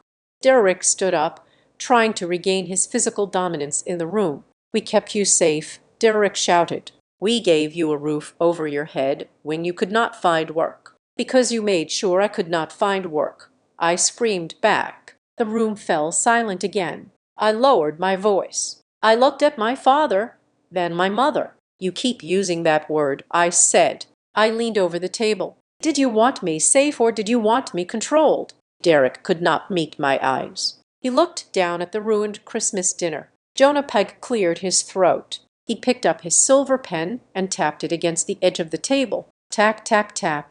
It was a sharp, rhythmic sound that cut through the emotional fog. He did not care about the betrayal. He did not care about the emails. He cared about the timeline. This is all very touching, Jonah said. He checked his watch again. Really, it is like a soap opera. But while we are discussing the nuances of parenting, the clock is ticking. He looked at Derek. The buyers are waiting for the confirmation. Jonas said, if I do not send the signed ratification by midnight, the escrow account closes. The transfer cancels. He turned his cold eyes to me. And if the transfer cancels, Violet, the money that your father has already spent, well, let us just say the people he borrowed it from will be very unhappy. My head snapped up. Already spent? I asked. Jonah smiled. It was a shark smile. You did not think this was just about fixing the past, did you, Jonah? Asked. He gestured to the blue folder. This isn't just a ratification of the last 4 years. This is a closing document for a new sale. A sale happening tonight. Your father has already taken a down payment, a very large down payment, and he has already spent it trying to keep his construction company from collapsing. Jonah leaned forward. If you do not sign, he said, your father does not just go to jail for fraud. He goes to the hospital because the people who fronted him that cash are not the kind of people who send emails to HR. They break legs. I looked at Derek. He was gray. He was shaking. So that is it. I said I looked at the police, then at Evelyn, then at my grandfather. You are not asking me to sign to save the family. I said, you are asking me to sign because you sold something you did not own. Took the money and now the bill is due. Jonah tapped the pen again. Tack, tack, tack. Tick-tock. Violet, Jonah said. The silence that hung over the table after Jonah's threat was not empty. It was heavy, filled with the invisible weight of a clock, ticking down to an explosion. Jonah Pike sat back, his point made. He had just told us that my father was not merely a thief, but a man in debt to dangerous people. He had turned the temperature in the room from uncomfortable to lethal. But before the reality of the money could fully settle, the pressure in the room found a weak point. And that weak point was my brother. Brent cracked. It was not a slow fissure. It was a sudden, violent shattering of his composure. He looked at the emails Evelyn had spread across the table, the proof that he had sabotaged my career for years. And then he looked at the police officers. He realized that the hacker excuse was dead. He realized that Jonah did not care about him. He realized he was alone. I did not want to send them, Brent shouted. He stood up so fast his chair tipped backward and crashed onto the hardwood floor with a deafening clatter. He did not bother to pick it up. He pointed a shaking finger across the table. Not at me, at our mother. It was her idea. Brent screamed, his voice cracking like a teenager's. She made me do it. She came to my room every time Violet had an interview. She told me what to write. She said we had to stop her. My mother, Lynn, froze. Her hand was halfway to her mouth, holding a napkin. She looked at her son with wide, betrayed eyes, as if he had just stabbed her with the butter knife. Brent, she gasped. How can you say that? Because it is true, Brent yelled. He was panting. His face flushed a splotchy, ugly red. You told me that if Violet left, the family trust would dissolve. You told me that if she got a job in Chicago, she would take the company with her, and we would be left with nothing. You sat on the edge of my bed and dictated the words. Mom, you told me to say she stole office supplies. You told me to say she was unstable. You said make it sound professional. Brent, use your legal words. He turned to me, his eyes wide and wet with panic. Violet, you have to believe me, Brent pleaded. I just typed what she said. I was just the scribe. I did not want to hurt you. I just wanted to help the family. I looked at him, my brother, the man who had bought me ice cream when I was 6, the man who had walked me to my first day of kindergarten. He was standing there, a 32-year-old attorney, hiding behind his mother's skirts like a coward. You are pathetic, I said softly. Lynn slammed her hands onto the table. Stop it. Stop attacking your brother, she shrieked. She turned to me, and for the first time in 10 minutes, she actually looked at me, but she did not look at me with guilt. She looked at me with a terrifying, twisted righteousness. Yes, I told him to write them, Lynn said. Her voice was trembling, but it was defiant, and I would do it again. She pressed her hand to her chest right over her heart. I did it because I love you, Violet. A mother knows what is best for her child. You were not ready to leave. You are fragile. You have always been fragile. If you had gone to Chicago, you would have been all alone. You would have been eaten alive by those people. I kept you here where you belong, where you are loved. Loved? I asked. I felt a laugh bubbling up in my throat. A hysterical, jagged thing. You got me fired before I was even hired. You painted me as a thief and a drug addict to strangers. You made me doubt my own sanity. That is love. It is protection. Lynn cried. The world is cruel, Violet. We are the only ones who care about you. She looked around the room, seeking validation, but she found none. The police officers stared at her with stone faces. Evelyn Kessler looked at her with open disgust. Even Derek, my father, looked away. Derek cleared his throat. He saw that Lynn's emotional appeal was failing, so he tried to pivot. He tried to turn the blame back onto me to make my character the problem. Your mother is emotional, Derek said, his voice gruff, but you have to understand the position you put us in. Violet, he pointed his carving knife at me. You were always difficult, he said, even as a kid, always wanting to run off, always wanting to do things your own way. You were stubborn. You wanted to go to art school, remember? You wanted to travel. You never cared about this family's legacy. He gestured to the house, to the expensive furniture, to the life he had built on a foundation of lies. We had to restrain you, Derek said. It is like pruning a tree. Sometimes you have to cut back the branches to make it grow right. We knew that if we let you go, you would never come back, and we needed the family to stay together. You needed my signature. I corrected him. You did not need me. You needed the asset that Grandpa put in my name. Derek's face hardened. You are an ungrateful child. He spat. We gave you everything. You gave me nothing. I shouted. You stole my company. You stole my career. And you made me pay rent to live in a house that my money was paying for. The room fell into a stunned silence. My father's face turned a shade of purple I had never seen before. He opened his mouth to roar at me, to bully me into submission one last time. But before he could speak, a quiet voice cut through the noise. "He is not going to stop lying." Violet, it was Mara. My sister-in-law was still sitting next to Brent's empty chair. She had not moved when he knocked it over. She had not moved when Lynn started screaming. She sat with her hands folded on the table, her posture perfect, her face pale. She looked at Brent, who was still standing, panting like a cornered animal. "Mara," Brent said, "honey." Mara shook her head slowly. "I told you to stop lying, Brent." She said, "I told you that if you lied one more time tonight, I was done." She reached into the small clutch purse she had kept on her lap all evening. She pulled out a small silver object. It was a USB flash drive. She placed it on the table. It made a small clack against the wood. Brent stared at it. His eyes went wide. "What is that?" he whispered. "It is the insurance policy," Mara said. She looked at Evelyn Kessler. "You said you traced the emails to the IP address." Mara said to the lawyer, "That proves they came from the house, but it does not prove who wrote them." Brent could still argue it was a hacker. He could argue it was a guest. She tapped the flash drive. "But this proves who wrote them." She turned to look at me. 2 years ago, when I saw the drafts on Brent's laptop, I did not just read them. Mara said, "I copied them. I copied the metadata. I copied the edit history. It shows Brent's user login. It shows the timestamps of him creating the files, editing the wording, and sending them. It shows him laughing about it in a chat log with a college friend." Brent looked as if he had been shocked. He staggered back, gripping the back of his chair for support. "You copied them?" Brent stammered. "Why? Why would you do that? You are my wife."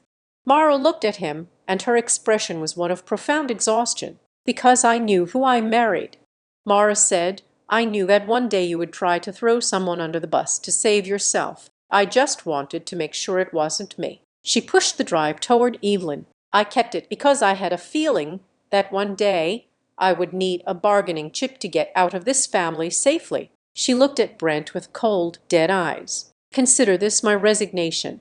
"Brent," the room was absolutely silent. The betrayal was total. Brent had turned on his mother. His mother had turned on logic. And now his wife had revealed she had been sleeping next to him with a loaded gun under her pillow for 2 years. I looked at Mar. I saw the pain in her eyes, but I also saw the relief. She had been holding this breath for a long time. "Thank you," I whispered. Mara just nodded. Evelyn Kessler picked up a flash drive. She held it up so the police could see it. "This is the final nail," Evelyn said. "We have the motive. We have the opportunity. And now, thanks to Mrs. Parker, we have the forensic proof of intent." She opened her folder again and pulled out another sheet of paper. She laid it over the timeline she had established earlier. "Let us look at the pattern one last time," Evelyn said. She pointed to the dates. June 10th, Violet has a second interview with FedEx Supply Chain. June 9th, an email is sent from Brent's laptop claiming Violet has a history of insubordination. She moved her finger. August 3rd, Violet is shortlisted for a logistics coordinator role at Target. August 2nd, an email is sent claiming Violet was fired from a previous job for harassment. Evelyn looked at my father. It happened every single time. Evelyn said, "Every time she tried to stand up, you kicked her legs out from under her." It was clockwork. It was a prison built out of emails and lies. Derrick slumped in his chair. The fight was draining out of him. He looked old. He looked defeated. But Jonah Pike was not defeated. He was getting impatient. He watched the family tear itself apart with the disinterest of a man watching a boring movie. He checked his watch again. He tapped the silver pen on the table. "This is all very tragic," Jonas said. "Really Shakespearean. The wife betrays the husband. The son betrays the mother. Very entertaining." He looked at Derrick. "But we are forgetting something." Jonah leaned forward. His voice dropped, losing the sarcastic edge and becoming something much colder, much more dangerous. "We are forgetting the money." Derrick flinched. He did not look at Jonah. Jonah turned to me. "Violet, Your sister-in-law just handed the police enough evidence to put your brother in jail for defamation and tactious interference. Your grandfather has proved the forgery. The legal battle is over. You win. Congratulations." He clapped his hands once, a slow, mocking applause. "But there is a practical problem," Jonas said. He pointed at Derek. "Your father signed a preliminary agreement with the buyers 3 days ago. He told them the ratification was a formality. He told them he had your proxy. Based on that promise, the buyers released a non-refundable deposit into the Silver Ridge Construction operating account." Jonah paused for effect. It was a significant sum. Jonas said, $200,000. I gasped. $200,000. That was more money than I had made in the last 5 years combined. Jonah smiled. "And where is that money now?" Derek, Jonah asked. Derek was shaking his head. "No, no, don't tell her," Jonah commanded. "It is gone," Derek whispered. But I asked. "It is gone," Derek shouted, his voice cracking. "I had to pay the suppliers. I had to pay the back taxes on the equipment. The union was threatening to shut down the job site. I spent it the morning it hit the account." He looked at me, his eyes begging for mercy. "I thought you would sign," Derek said. "I thought I could talk you into it. I thought once the full sale went through, I would pay it back out of the closing funds. I was robbing Peter to pay Paul. Violet, I had no choice." Jonah leaned back in his chair. "So," Jonas said, "here is the situation. The buyer is not a bank. The buyer is a private equity group with, let us say, aggressive collection policies. If the deal does not close at midnight, they will want their $200,000 back tomorrow morning." He looked at Derek. "Do you have $200,000? Derek shook his head. "No, you know I don't." Jonah looked at Brent. "Dear." Counselor Brent was staring at the floor. "Broken." "No." Jonah looked at me. "So, Violet," Jonas said, "if you do not sign that paper, the deal dies. And when the deal dies, the people who paid that deposit are going to come looking for it. And they are not going to sue. They are going to hurt people." He picked up the pen and held it out to me. "You can send your family to jail," Jonas said. "Or you can save them from the hospital, because if you walk away now, you are leaving them to the wolves." I looked at my father, the man who had sneered at me for being poor, the man who had called me difficult. He was terrified. He was looking at me like I was the only thing standing between him and a broken kneecap. He borrowed money from loan sharks. I looked at Walter. He sold a company he did not own to pay off loan sharks he should never have met. Walter Caldwell sat quietly at the head of the table. He had watched the family implode with a sadness that seemed to carve lines into his face. He looked at Derek, then at Lynn, then at Brent. He stood up slowly. He looked at the police officers. "I think you have heard enough to establish the fraud," Walter said to them. Then he turned to Jonah. "And you, Mr. Pike, you think you can bully my granddaughter with threats of violence." Walter walked over to where Derek was sitting. He looked down at his son-in-law. "You claimed you did this to protect her," Walter said. Derek looked up, tears streaming down his face. "I did, Walter. I swear. We just wanted to keep the family safe." Walter shook his head. "No, Derek," Walter said. He looked at Lynn, then at Brent. "Protection is standing in front of someone when the danger comes," Walter said. He gestured to the mess of papers, the lies, the betrayals. "What you did was stand behind her and use her as a shield." He looked back at Derek. "The word protection is just the word cowards use when they want to feel noble while they are doing something terrible." Walter turned to me. "Violet," Walter said. His voice was firm. "Do not look at the pen." "But Grandpa," I said, my voice trembling. "If they owe that money, if those people come, let them come," Walter said. He looked at Jonah Pike with eyes that were cold as ice. "Because Mr. Pike is forgetting one thing." "What is that?" Jonah asked, his eyes narrowing. Walter smiled. "The deposit was paid to Silver Ridge Construction." Walter said, "But the contract for the sale, the one you are trying to get Violet to sign," he pointed to the blue folder. "It lists the seller as Ironclad Holdings." Walter leaned in close to Jonah. "If the deal falls through, Derek owes the money, but you, Mr. Pike, you are the one who promised the goods you could not deliver. You are the broker who took a deposit on a stolen car." Walter's smile vanished. When the wolves come, Mr. Pike, they are going to eat you first." The threat of violence hung in the air like cigar smoke, thick and choking. Jonah Pike was looking at my grandfather with a mixture of hatred and grudging respect, realizing that the old man had anticipated the leverage. But before Jonah could formulate a counterattack, Evelyn Kessler opened the third and final section of her briefcase. She did not slam these documents down. She placed them on the table with a gentle, almost furious silence. These were not timelines or email logs. These were heavy-bound documents with red stamps on the cover. "You asked about the money," Evelyn said, looking at me. "You asked why a father would steal from his daughter. You asked why a mother would sabotage her child's career to keep her dependent." She slid the documents toward the center of the table, pushing aside the congealed grab boat. "It was never about love, Violet," Evelyn said, "and it was never really about control. It was about gravity." I looked down at the papers. The text was dense, but the headers were bold and unmistakable. Notice of default, foreclosure proceedings, civil lawsuit for non-payment of services. All of them were addressed to Silver Ridge Construction. All of them were addressed to Derek Parker. I picked up the top sheet. It was a final notice from a lumber supplier. My father owed them $450,000. The date on the notice was 18 months ago. I picked up the next one. It was a letter from the bank. The mortgage on the house, this house with its marble countertops and hardwood floors, was 6 months in arrears. I felt a wave of dizziness.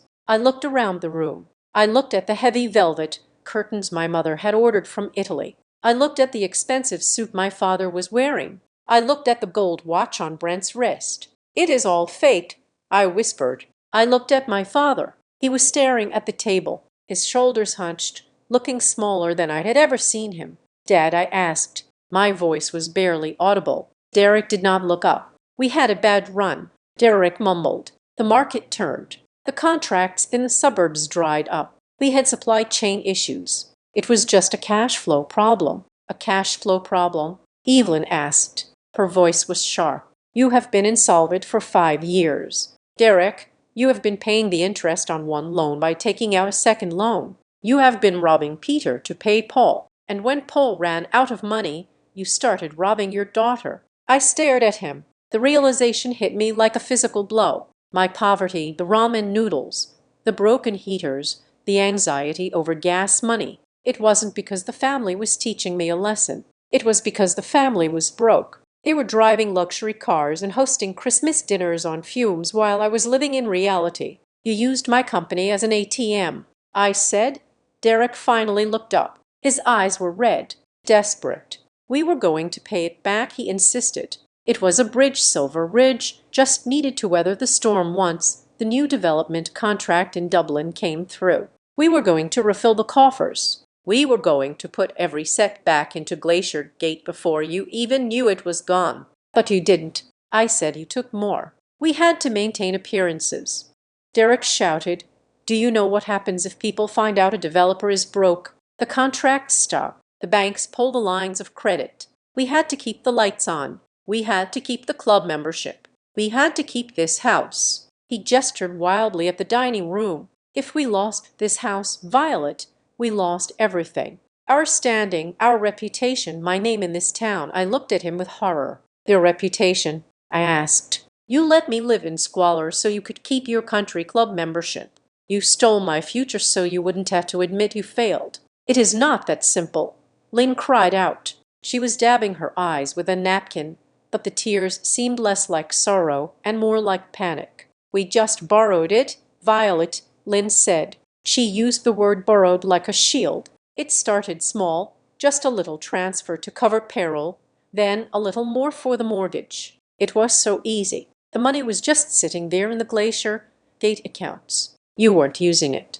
You didn't even know it was there." She looked at me pleadingly. "It became a habit," she admitted. "A bad habit, like dipping into the cookie jar. We kept telling ourselves, just one more month, just one more transfer, and then suddenly it was 4 years later, and the hole was too deep to climb out of. And that is when you called me," Jonah Pike said. We all turned to look at him. Jonah was leaning back, cleaning his fingernails with the edge of a business card. He looked completely unbothered by the emotional devastation occurring around him. To him, this was just the balance sheet of a failed enterprise. They were drowning. Jonah said to me, he pointed at Derek and Brent, "Your father called me 6 months ago. He didn't want a consultant. He wanted a liquidator. He wanted someone who could strip the copper out of the walls without the neighbors hearing the noise." Jonah dropped his hand to the table. "They proposed a deal." Jonah said they knew I had connections with buyers who don't ask too many questions about providence. They offered to hand over full control of Glaciergate, a quick dirty transfer in exchange for a lump sum cash injection that would clear the Silver Ridge debts. He smiled, a cold shark-like expression. "That is why the paperwork is messy. Violet speed costs extra. They wanted the money fast, so we cut corners on the legalities. We forged the board resolutions. We bypassed the audit periods." He looked at Brent, "and we needed a signature from the owner." Jonah said, "A signature that matched the one on file." The room went deadly silent again. I looked at the documents Evelyn had laid out earlier, the timeline, the signature pages, the Violet Parker written in blue ink on dates when I was miles away. I had assumed up until this moment that it was a collaborative effort, a digital copy, a trace. But Jonah's words hung in the air, a signature that matched. I looked at my hands. Then I looked at my mother. She had terrible handwriting. My father wrote in block capitals. I turned my head slowly to look at Brent. My brother, the lawyer, the artist who had always been good at drawing, the one who used to forge Mom's signature on his report cards in high school so he wouldn't get grounded. I saw the way he was holding his water glass. His hand was shaking so badly the water was rippling. "Who signed them?" Brent, I asked. My voice was very quiet. "You blamed the notary. You blamed a clerical error. You blamed a hacker for the emails." I stood up and walked around the table until I was standing right behind his chair. He flinched, hunching his shoulders as if he expected me to hit him, but I didn't hit him. I leaned down and whispered in his ear. "Who became me?" I asked. Brent didn't answer. He couldn't. He was hyperventilating. It was him. The voice came from across the table. "Mara." She was still holding the USB drive she had produced earlier. Her face was pale, but her eyes were dry. She looked at her husband with a profound, terrifying disappointment. "He practiced for weeks," Mara said. She looked at me. "I came home early one day, about 4 years ago. He was in his study. He had sheets of tracing paper spread out over his desk. He had a copy of your lease agreement taped to the window so the light would shine through it." Mara took a shaky breath. "He was tracing your signature, Violet, over and over again, hundreds of times. Then he would try it freehand on a blank pad. He would sign, compare it, crumple it up, and do it again." She looked at Brent's back. I asked him what he was doing. Mara said, "He told me he was helping you with some legal filings because you were out of town and you gave him permission. He said he was doing you a favor." She laughed bitterly. "He looks so proud of himself." Mara said, "He held up a sheet of paper and said, 'Look, Mara, I can do it better than she can. I can be Violet Parker better than Violet Parker.'" I felt a chill run down my spine that had nothing to do with the winter air outside. It was a violation deeper than theft. My brother hadn't just stolen my money. He had stolen my identity. He had sat in his office wearing his expensive suit and practiced erasing me. Brent turned in his chair, looking at his wife with wide, frantic eyes. "Mara, please," Brent begged. "You do not understand." I had to. "Dad said we needed the liquidity. If I didn't sign, the business would have collapsed. I was saving the family." Mara reached into her pocket. She pulled out her phone. She did not look at him. She tapped the screen a few times, navigating to a file she had saved. "You weren't saving the family, Brent." Mara said, "You were enjoying it." She placed the phone on the table. "This was from a phone call you made to Jonah the night before Christmas Eve." Mara said, "You were in the garage. You thought I was asleep." She pressed play. The audio was clear. It was Brent's voice, but it wasn't the whiny, panicked voice he was using now. It was arrogant. It was the voice of a man who thought he had won. "Yet the documents are ready." The recording of Brent said, "I put the final signature on the transfer deed an hour ago. It is perfect. She will never know." There was a pause on the recording. Then Joner's muffled voice on the other end. Then Brent laughed. It was a cruel, dismissive sound. "Do not worry about Violet." The recording continued. "She is clueless. She thinks she is coming over for a turkey dinner. We will get her to sign the ratification over dessert. Once that is done, we flush the toilet. Christmas signing finishes that little brat. Then I can finally buy that Porsche." The recording ended. The silence in the dining room was absolute. I stared at the phone. "Finishes that little brat. Buy that Porsche." I looked at the watch on Brent's wrist, the watch I had bought him by working double shifts. He wasn't a victim of my mother's manipulation. He wasn't a scared son trying to help his father. He was a predator. He had sold me out for a sports car. Brent looked at me. The mask was completely gone now. There was no more good brother act. There was only naked fear. "Violet, wait." He stammered. "I was just talking big. You know how guys talk." I didn't mean it. I looked at him and I felt something inside me break. It was the last tether of affection I held for him. It snapped clean and final. "You practiced my name," I said. I walked back to my seat, but I didn't sit down. I stood next to my grandfather. "You practiced my name so you could erase my life," I said. I looked at Derek, then at Len. "You are all broke," I said. "You are all liars and you are all thieves." I looked at Joner Pike. "You said you only care about the paperwork." I said. "You said you don't care about the family." I picked up the silver pen. Joner's eyes lit up. He thought he had won. He thought the fear of the debt had finally broken me. "Excellent," Joner said. "Just sign on the line. Violet, we can end this nightmare right now."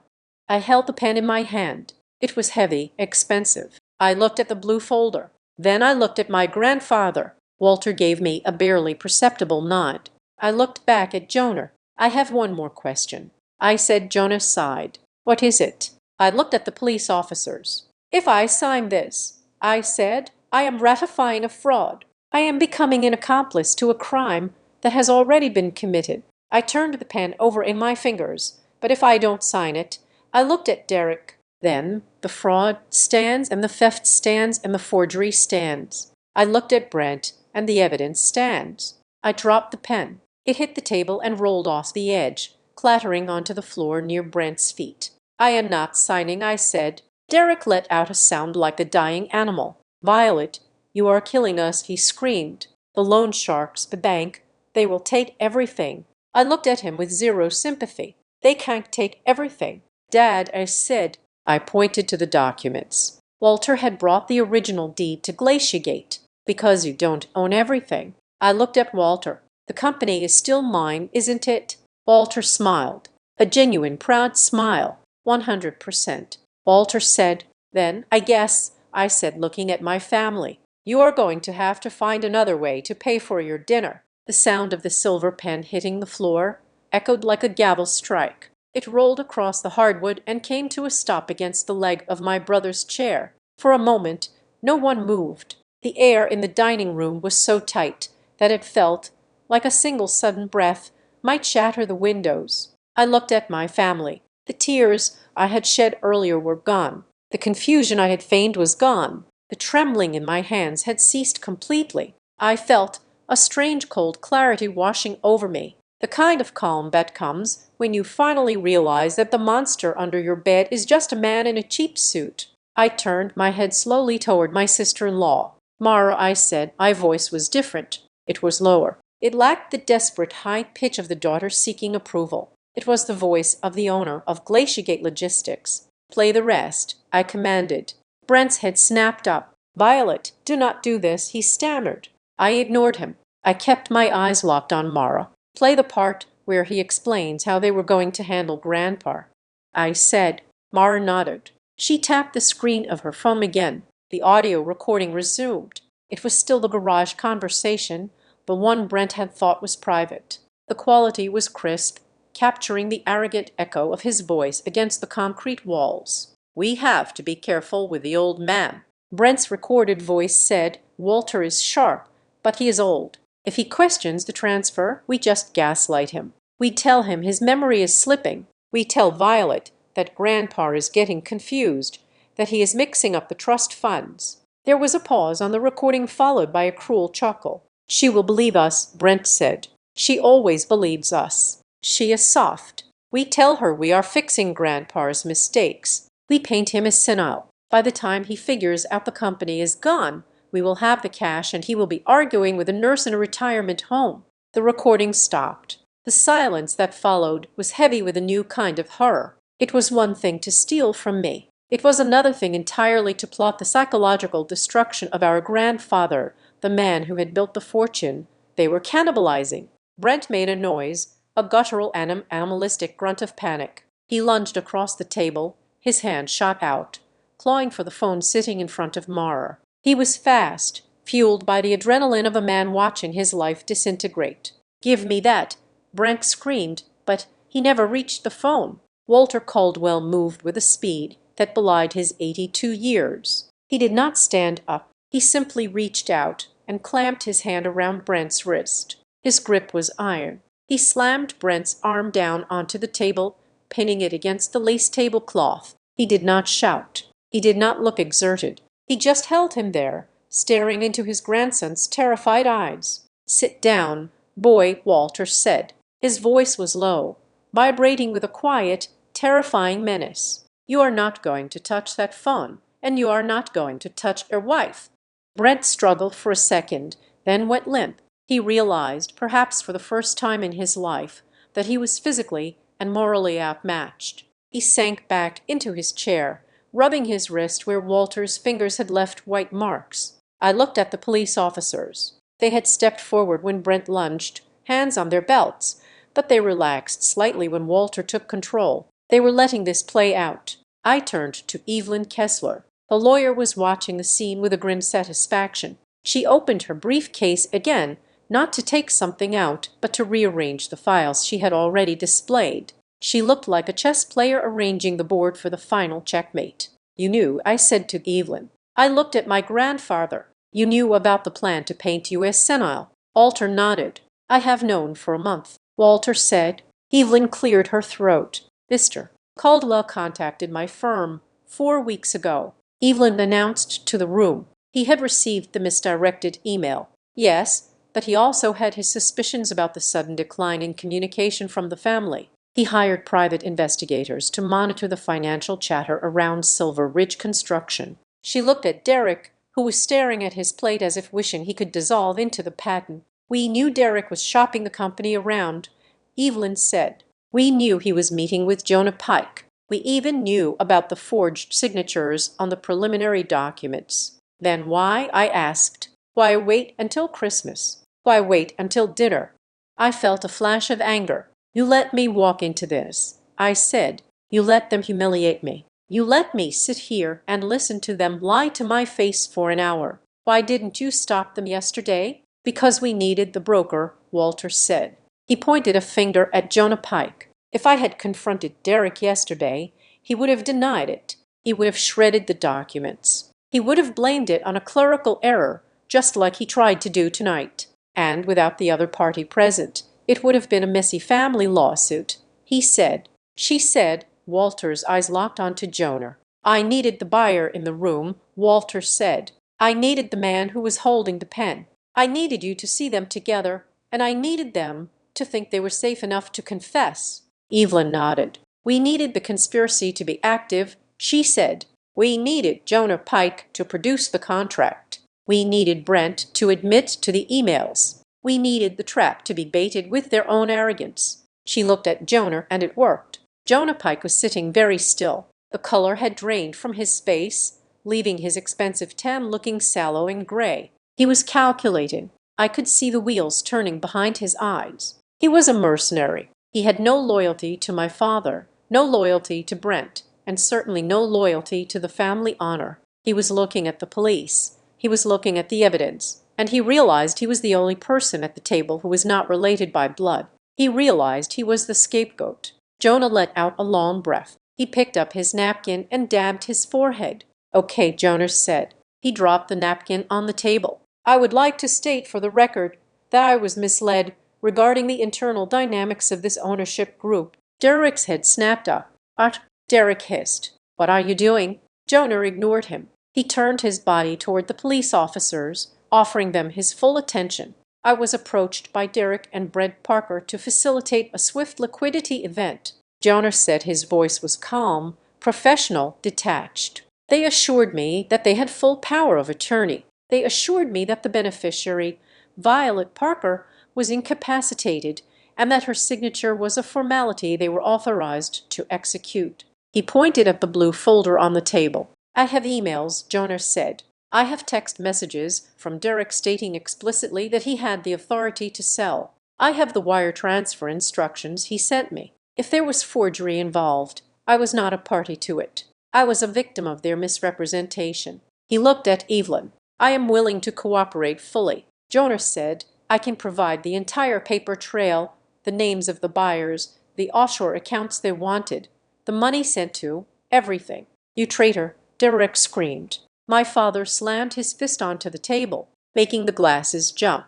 You stood in my office and told me how to do it, Derek yelled, his face purple with rage. You told me to use Ironclad Holdings. You told me how to structure the shell company so the IRS wouldn't flag it. You said we were partners. I was a consultant. Jonas said coldly. I gave advice based on the facts you presented. You lied about the facts. You took a commission. Derek shouted. You took $50,000 off the top of the deposit. Derek stopped. His eyes went wide. He realized what he had just said. The room went silent. Evelyn Kessler smiled. It was the smile of a predator who had just felt the trap smack shut. Thank you, Derek, Evelyn said. She reached into her briefcase one last time. We were missing that specific number. Evelyn said, we knew there was a deposit. We knew it went into the Silver Ridge account, but we weren't sure of the exact split. She pulled out a stapled document and slid it toward my father. This is the bank statement for the joint checking account of Derek and Lynn Parker. Evelyn said. She pointed to a line item dated 3 days ago. Here is the deposit, she said. $200,000 labeled as consulting retainer from Ironclad Holdings. She pointed to the next line. And here is a transfer of $50,000 back out, she said to an account in the Cayman Islands. She looked at Jonah presumably. That is your commission, Mr. Pike. Jonah did not answer. He just tightened his jaw. And here, Evelyn continued, pointing to the remaining balance, $150,000. She looked at Lynn. It was used to pay off the credit card debt for this house. It was used to pay the country club dues. And it was used to book a vacation to St. Bart's for next week. She looked up at my mother. You were going to celebrate, Evelyn said. You are going to sell your daughter's company, bankrupt her future, and then go sit on a beach and drink margaritas with the money. Lynn put her hands over her face and began to sob. It was a raw, ugly sound. We needed a break, Lynn wailed. It has been so hard. The stress. We just wanted to feel normal again. I felt a nausea rising in my throat. They weren't just desperate. They were entitled. They felt they deserved my money more than I did because they were the parents and I was just the resource. I stood up. The chair scraped loudly against the floor. I looked at the head of the table. Grandpa, I said. Walter looked at me. His eyes were full of a deep, aching sorrow. When did you know? I asked. Not about the forgery. Not about the sale. I gestured to the life I had lived for the last 4 years. The cheap clothes, the hunger, the constant feeling of being small. When did you know they were doing this to me? I asked. Walter stood up. He walked over to me and placed his hands on my shoulders. His grip was warm and solid. I suspected it for a long time. Walter said softly, but I didn't know the extent of it until I saw you walking tonight. He touched the fabric of my cheap coat, which was hanging on the back of my chair. I gave them that company to make you free. Walter said, I wanted you to have the power to say no. I wanted you to have the power to walk away. He looked at Derek and Lynn, but they knew that. Walter said, they knew that money is independence, and they knew that if you were independent, you would leave them. You would see them for what they are. He looked back at me. So they kept you poor, Walter said. They kept you hungry because a hungry dog stays near the table. Tears pricked my eyes, but I did not let them fall. I was done crying for them. They starved me. I said. Yes, Walter said. They starved you to keep you small." He stepped back and looked at the family. "But you are not small, Violet. Not anymore." The atmosphere in the room shifted tectonically. It was no longer a dinner party gone wrong. It was a tribunal. The illusion of family hierarchy had been obliterated. My father was not the head of the household. He was a debtor and a thief. My mother was not the matriarch. She was an accomplice. My brother was not the golden child. He was a forger. And I was not the victim. I looked at the police officers. "Officer," I said. The older officer stepped forward. "Yes, ma'am." I pointed to the papers on the table, the forged deeds, the unauthorized transfers, the evidence of the stolen deposit. "I am the sole owner of Glaciergate Logistics," I said. "My name is on the original title. I never authorized a sale. I never authorized a transfer, and I certainly never authorized a loan." I looked at Derek. "These people have confessed to conspiring to defraud me. They have confessed to forgery, and they have confessed to accepting stolen funds." Derek looked at me, his face pale as death. "Violet, please," he whispered. "We are family." I looked at him. I looked at the man who had told me I was difficult, the man who had let me sleep in the heat. I walked over to the table and picked up the silver pen from the floor where it had fallen. I placed it gently in front of him. "Family," I said, "is what you sold to pay for your country club membership." I turned back to the police. "I would like to press charges," I said. The words hung in the air, final and absolute. "I want them all arrested." I said. I pointed at Joner, him for fraud. I pointed at Brent, him for identity theft, and I pointed at my parents and them. I said, "For Grand Laroceni." Lynn screamed. Derek slumped forward, burying his head in his arms. Brent just stared at the wall, catatonic. I looked at Walter. He nodded. "The dinner is over," I said. The dining room felt less like a home and more like a crash site. The wreckage of my family's dignity lay scattered among the crystal wine glasses and the uneaten sides. I had just declared war. I had just asked the police to arrest my own parents. But my grandfather, Walter Caldwell, was not finished. He was a man who believed that if you are going to amputate a limb, you do not leave a flap of skin connecting it, you cut clean through the bone. While my mother sobbed into her hands, and my father stared at the table in a catatonic stupor, Walter reached down to the floor. He picked up his briefcase, which had been resting against his leg the entire evening. He set it on the table with a heavy final thud. It sounded like a coffin lid closing. He opened it and pulled out a single thick document bound in blue paper. "You are worried about the police," Walter said, his voice calm and conversational. "You are worried about the $200,000 you owe to the loan sharks. You are worried about the shame." He slid the document across the table. It stopped in front of Derek. "But you should be worried about this." My father looked at the cover page. His eyes widened. He recognized the document. It was the Caldwell Family Trust, the massive financial reservoir that had funded his lifestyle, his business mistakes, and his arrogance for 30 years. "I updated my will this morning," Walter said. He spoke the words as if he were ordering coffee, "and I updated the beneficiary structure of the primary trust." Derek's hands shook as he reached for the paper. He didn't open it. He didn't have to. "You can't do that," Derek whispered. "It is irrevocable. The trust structure is fixed until you die." It was irrevocable. Evelyn Kessler corrected him. She didn't look up from her notes. "Until you violated the morality clause." "Morality clause," Brent croaked. He looked up, his face splotchy and tear-stained. "What morality clause?" "Section 7, paragraph 3. Evelyn recited from memory. "Any beneficiary found to have committed a felony involving financial fraud against another family member is automatically and permanently disinherited." She looked at Brent over the rim of her glasses. "It is a standard clause I put in 20 years ago." Evelyn said Walter insisted on it. He said he didn't want his money funding a civil war. Walter leaned forward. "As of 4:00 this afternoon," Walter said, "the entirety of my estate, the liquid assets, the real estate portfolio, the investment accounts, and the remainder of the Caldwell holdings has been transferred to a sole beneficiary." He pointed at me. "Everything goes to Violet." My mother, Lynn, stopped crying instantly. She looked up, her face a mask of pure, unadulterated horror. The tears dried up as if a switch had been flipped. "No," Lynn screamed. She stood up, knocking her chair back. "You cannot do that. Dad, that is our money. We waited for it. We took care of you. We visited you every Sunday. You visited my checkbook every Sunday." Walter replied coldly. He looked at her with a disappointment so deep it looked like physical pain. "I am leading you nothing, Lynn. Not a cent.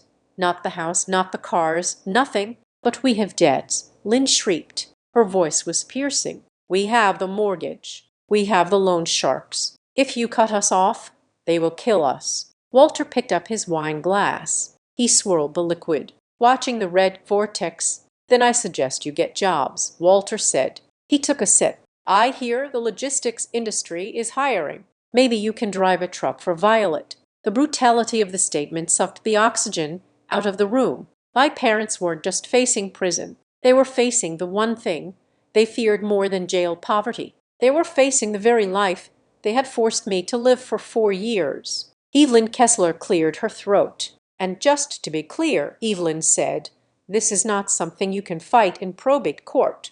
She tapped the document. "The moment you touched Glacier Gate, you triggered the audit. The transfer of assets out of Violet's name without her physical presence flagged the account at the holding firm. My office was notified automatically." She looked at Jonah Pike. "That is why we let you keep talking. Mr. Pike, we needed to see how deep the rot went. We needed to see if you were just a bad broker or a co-conspirator." Jonah Pike was staring at his hands. He looked small. The swagger was gone. The expert persona had dissolved, leaving behind a terrified middleman who realized he was the only person in the room without a last name to protect him. "I didn't know about the morality clause," Jonah whispered. He looked up at Evelyn, his eyes pleading. "I didn't know about the family trust. I was just hired to move the logistics company. Look, I can fix this." He started talking fast, the words tumbling out. "I have the files on my laptop. I can reverse the wire transfer instructions. I can cancel the deal with the private equity group before midnight. I can tell them it was a compliance error. I can get the money back. Well, most of it." He looked at Derek. "I can testify." Jonah said, "I can give you the dates. I can give you the recordings of the meetings. Brent gave me the physical files. He met me at a diner on 3rd Avenue. He handed me the folder and told me, 'Do not worry about the signature. I handled it.' He told me he had a clean fix for the ownership issue." "You liar," Brent shouted. My brother stood up again, his face twisted into a snarl. He turned toward me. He didn't look like a lawyer anymore. He looked like a rabid dog. "You set us up," Brent screamed at me. Spittle flew from his lips. He pointed a shaking finger at my face. "You knew. You sat there all night with that stupid look on your face, eating your turkey, pretending you were confused, but you knew. You knew everything from the start." He laughed, a manic, hysterical sound. "You let us dig the grave," Brent shouted. "You let us sign the papers. You let us incriminate ourselves. You are a witch, Violet. You watched us hang ourselves." I stood perfectly still. I let his words wash over me. "Thank you, Brent," I said softly. He blinked, confused by my reaction. "What you just confirmed it," I said. I looked at the police officers. "He just admitted that I wasn't involved." I said, "He just admitted that I was pretending not to know, which means he knows I didn't sign those papers. Because if I had signed them, I wouldn't have to pretend." Brent's mouth fell open. He realized too late that in his anger he had handed the prosecutor the final piece of the puzzle. He had testified against himself. He slumped back against the wall, sliding down until he hit the floor. He put his head in his hands. "I didn't know everything. I said I spoke to the room, but I was looking at my father. I suspected."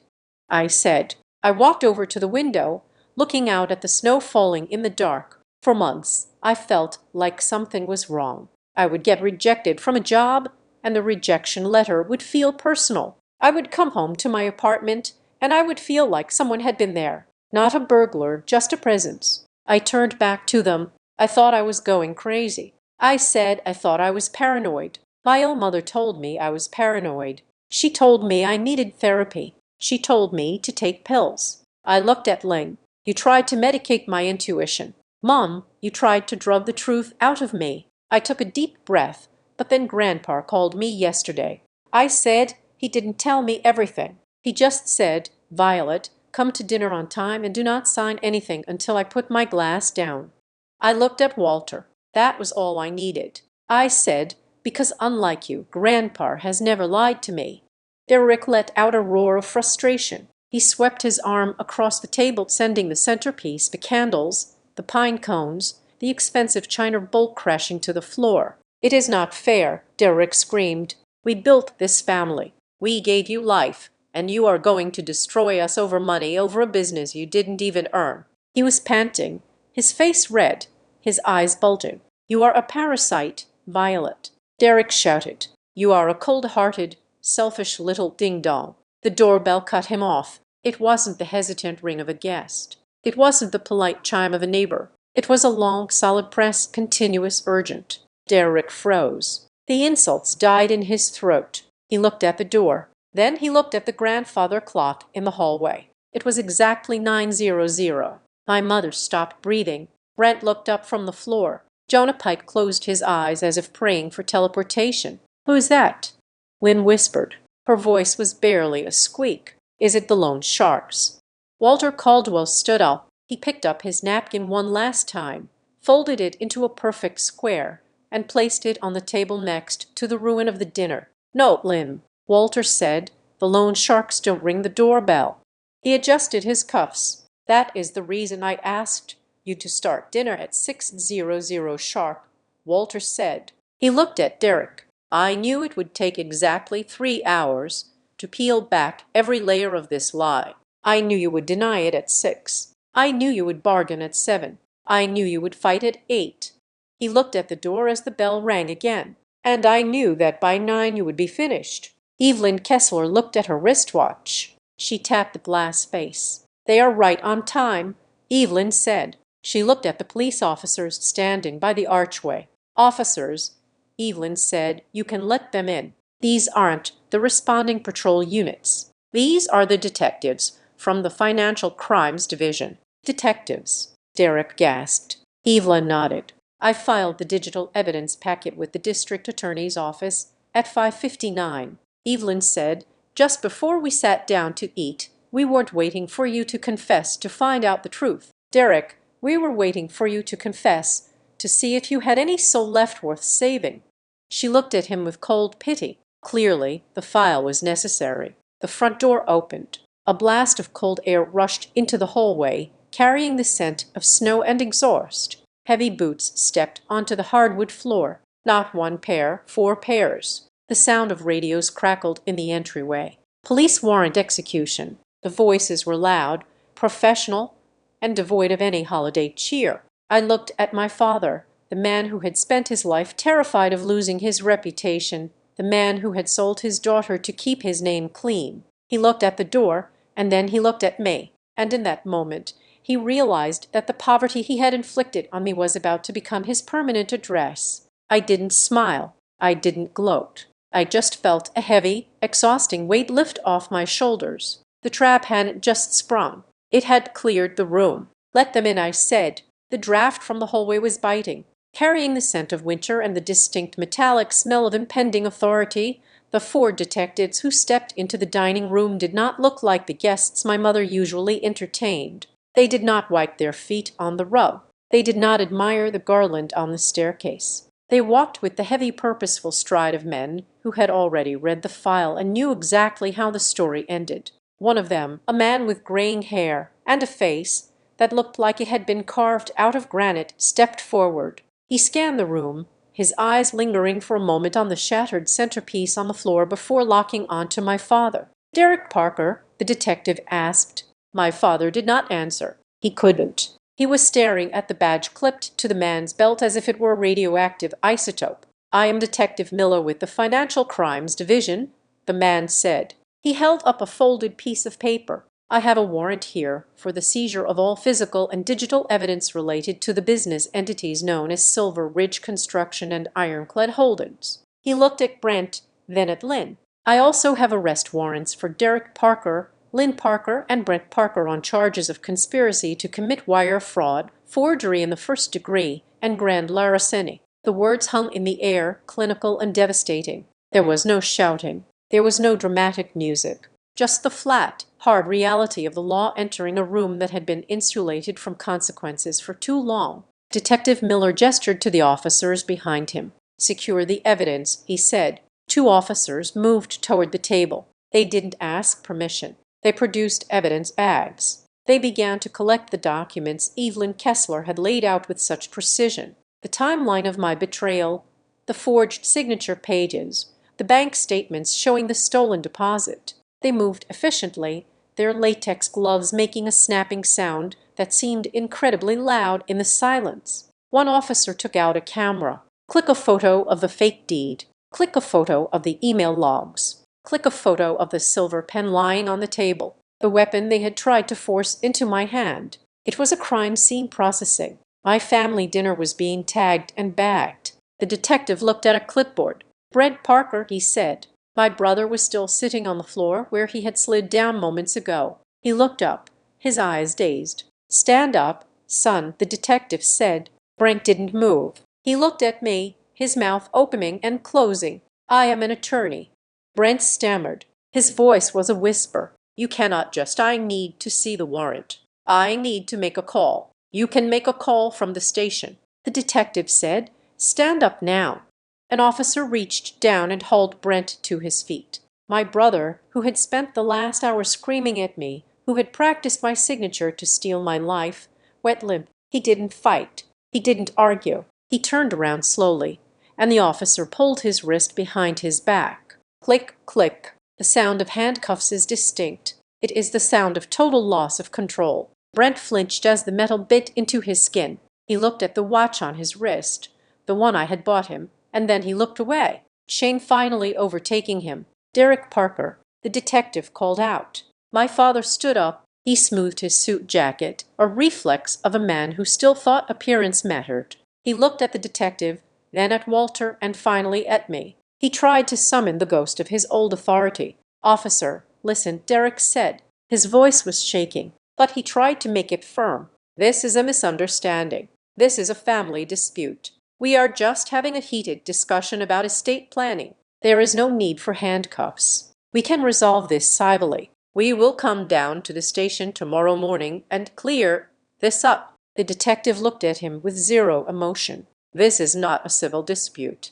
Mr. Parker," the detective said, "when you accepted a wire transfer of $200,000 based on forged documents, it became a felony. The state of Ohio is the plaintiff now, not your daughter."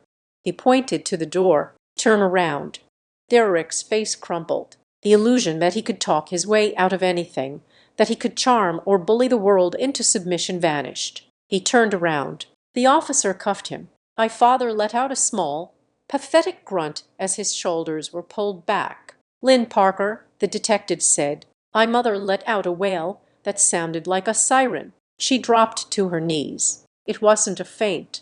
It was a collapse. She grabbed the edge of the tablecloth, pulling it with her, sending a half-empty wine bottle crashing to the floor. Red wine splattered across the hardwood like blood. "No, no, please," Lynn screamed. "I am a mother. I didn't do anything. I just wanted to keep the family together." She crawled forward, ignoring the officer reaching for her. She crawled toward me. "Violet, Violet, tell them," Lynn begged. She reached out with her manicured hands, grasping at the hem of my cheap coat. "Tell them I am your mother. Tell them it was all a mistake. You cannot let them take me to jail. I cannot go to jail. I am claustrophobic. Violet, please." I looked down at her. This woman who had birthed me. This woman who had told me I was crazy when I suspected the truth. This woman who had planned a vacation to St. Bart's with the money she got from selling my future. She looked up at me, her mascara running down her cheeks in black streaks. "I love you," Lynn cried. "I did it for you, that for me. Baby, just tell them to stop." The room waited for my answer. The police paused, looking at me to see if the victim was going to recant. I felt a phantom pressure in my chest, the old instinct to fix things, to smooth it over, to take the pain so she wouldn't have to. But then I remembered the ramen noodles. I remembered the heat in my apartment. I remembered the email to Amazon that said I was a thief. I took a step back, pulling my coat out of her grip. I looked at her with a calmness that frightened even me. "You didn't do it for me, Mom," I said softly. I looked at the wine stain on the floor. "And I cannot tell them to stop," I said, "because I am not the one arresting you. The truth is," Lynn screamed again, a raw sound of despair as the officer pulled her up. She wet-limped, sobbing uncontrollably as the cuffs were fastened. Jonah Pike cleared his throat. He was standing by the window, his hands raised in the air, trying to look as non-threatening as possible. "Detective," Jonah asked. His voice was steady, the voice of a man cutting a deal. The detective looked at him. "Jonah Pike." "Yes," Jonah said. "I would like to state that I have a cloud drive on my laptop containing every email, text message, and voice memo exchanged with the Parker family over the last 6 months." Derek whipped his head around, straining against the officer's grip. "You rat. You filthy rat." Jonah ignored him. He kept his eyes on the detective. "I can provide the account numbers they used." Jonah continued, "I can provide the metadata for the forged documents. I was brought in under false pretenses, but I am willing to be a cooperating witness for the prosecution. I can give you the whole structure." The detective nodded slowly. "We will take your statement downtown, Mr. Pike," the detective said, "but you are coming in cuffs, too. Accessing stolen funds is still a crime, even if you give us the receipt." Jonah nodded, accepting the loss. He held out his hands. He knew the game was over, and he was already calculating his parole. The officers began to move them toward the door. It was a procession of ruin. My brother, the forger, my father, the thief, my mother, the accomplice, and the broker who had sold them the rope. As they passed the table, Mara stood up. She was crying, silent tears running down her face. She looked at Brent as the officer guided him past. Brent looked at her. "Mara, call my lawyer, please." Mara shook her head. "I am not calling anyone." "Brent," Mara said. She turned to look at me. She wiped her face with the back of her hand. She walked over to where I was standing. She didn't try to hug me. She just stood there, looking at the wreckage of the family she had married into. "I am sorry I didn't tell you sooner," Mara whispered. "I was a coward. I was afraid of losing the house. I was afraid of being poor again." She looked at the empty doorway where her husband had just been led out. But tonight, when I heard him talking about the Porsche, she took a shaky breath. "I didn't want to live with the lie anymore," Mara said. "I would rather sleep in my car than sleep next to a man who could do that to his sister." I looked at her. I saw the fear in her eyes. She was alone now, too, but she was clean. "You won't have to sleep in your car," I said. I looked at Evelyn Kessler. "Evelyn, can you make sure Mara has access to a hotel tonight and legal counsel for a divorce?" Evelyn nodded, making a note on her pad. "Consider it done." Mara sobbed once, a sound of pure relief, and covered her face. The front door opened and closed 4 times. The heavy boots faded. The shouting from the driveway, my father's blustering, my mother's wailing was cut off as the patrol car's doors slammed shut. The house fell silent, but it wasn't the heavy, suffocating silence of the dinner. It was a clean silence. The air felt lighter. The oppressive heat seemed to dissipate. Walter Caldwell walked over to me. He looked tired. He looked every minute of his 82 years, but his eyes were clear. He reached out and placed a hand on my shoulder. "Are you okay?" Walter asked. I looked at the empty chairs. I looked at the table where my family had sat an hour ago, plotting my destruction while passing the potatoes. "I sent my parents to prison." "Grandpa," I said. My voice sounded hollow. "I destroyed the family." Walter shook his head firmly. He turned me so I was facing him. "No, Violet," Walter said. He gestured to the evidence bags the police had left on the side table to collect. "You didn't build the trap," Walter said. "You didn't forge the papers. You didn't spend the money." He looked me in the eye. "A house built on sand will fall. Violet, that is not the fault of the wind. It is the fault of the builder. They chose sand foundations. They chose them every day for 4 years." He squeezed my shoulder. "You didn't make them fall. You just turned on the light so they could see the ground giving way." I took a deep breath. I felt my lungs expand fully for the first time in forever. The knot of anxiety that had lived in my chest, the one I had taken medication for, The one my mother had told me was just stress was gone. I looked at the clock. It was 9:15. I looked at Evelyn. "What happens now?" I asked. Evelyn closed her briefcase. The sharp snap of the latches was the final period on the sentence. "Now," Evelyn said, "the district attorney takes over the criminal case. I will handle the civil asset recovery. We will liquidate Silver Ridge to pay back the creditors. We will sell this house to cover the mortgage." She smiled at me. "And you, Violet, you have a company to run." I looked at the blue folder containing the deed to Glacier Gate. It was mine, really mine. Not a burden, not a secret, a future. I picked it up. I looked at the dining room one last time. I looked at the expensive curtains, the pretentious artwork, the hollow shell of the life my parents had constructed. "I don't want anything from this house," I said. I turned to Walter. "Grandpa, can you give me a ride?" I asked. "My car is well, you know." Walter smiled. "I think my driver is waiting." I walked toward the door. I didn't look back at the mess. I didn't look back at the memories. I stopped at the threshold. I turned to the empty room, to the ghosts of the people who had tried to erase me. "From tonight on," I said to the silence, "everything goes through the law." I stepped into the hallway, and my life, I said, buttoning my cheap coat, walks out of this house. I opened the front door. The cold air hit my face, sharp and cleansing. The snow was falling in soft white flakes, covering the driveway, covering the tracks of the police cars, making everything new. Somewhere down the street, a neighbor was playing music. It was faint, drifting on the wind. Silent night. I stepped out into the snow. The door clicked shut behind me. It was a solid, heavy sound, the sound of an ending and the sound of a beginning. I stood on the porch for a moment, watching my breath plume in the air. I inhaled the winter night. It didn't smell like fear anymore. It smelled like freedom. I walked down the steps, clutching the folder to my chest, and for the first time in my life, I knew exactly who Violet Parker was. She was the one who signed her own name. Thank you so much for listening to this story. I would love to know where you are tuning in from. Are you listening while driving, cooking, or maybe relaxing before bed? Please let me know in the comments below. I read every single one. If you enjoyed Violet's journey, please subscribe to the Azad Revenge Stories channel. Like this video and hit that hype button to help this story reach more people who need to see justice served. See you in the next story. Thanks to all.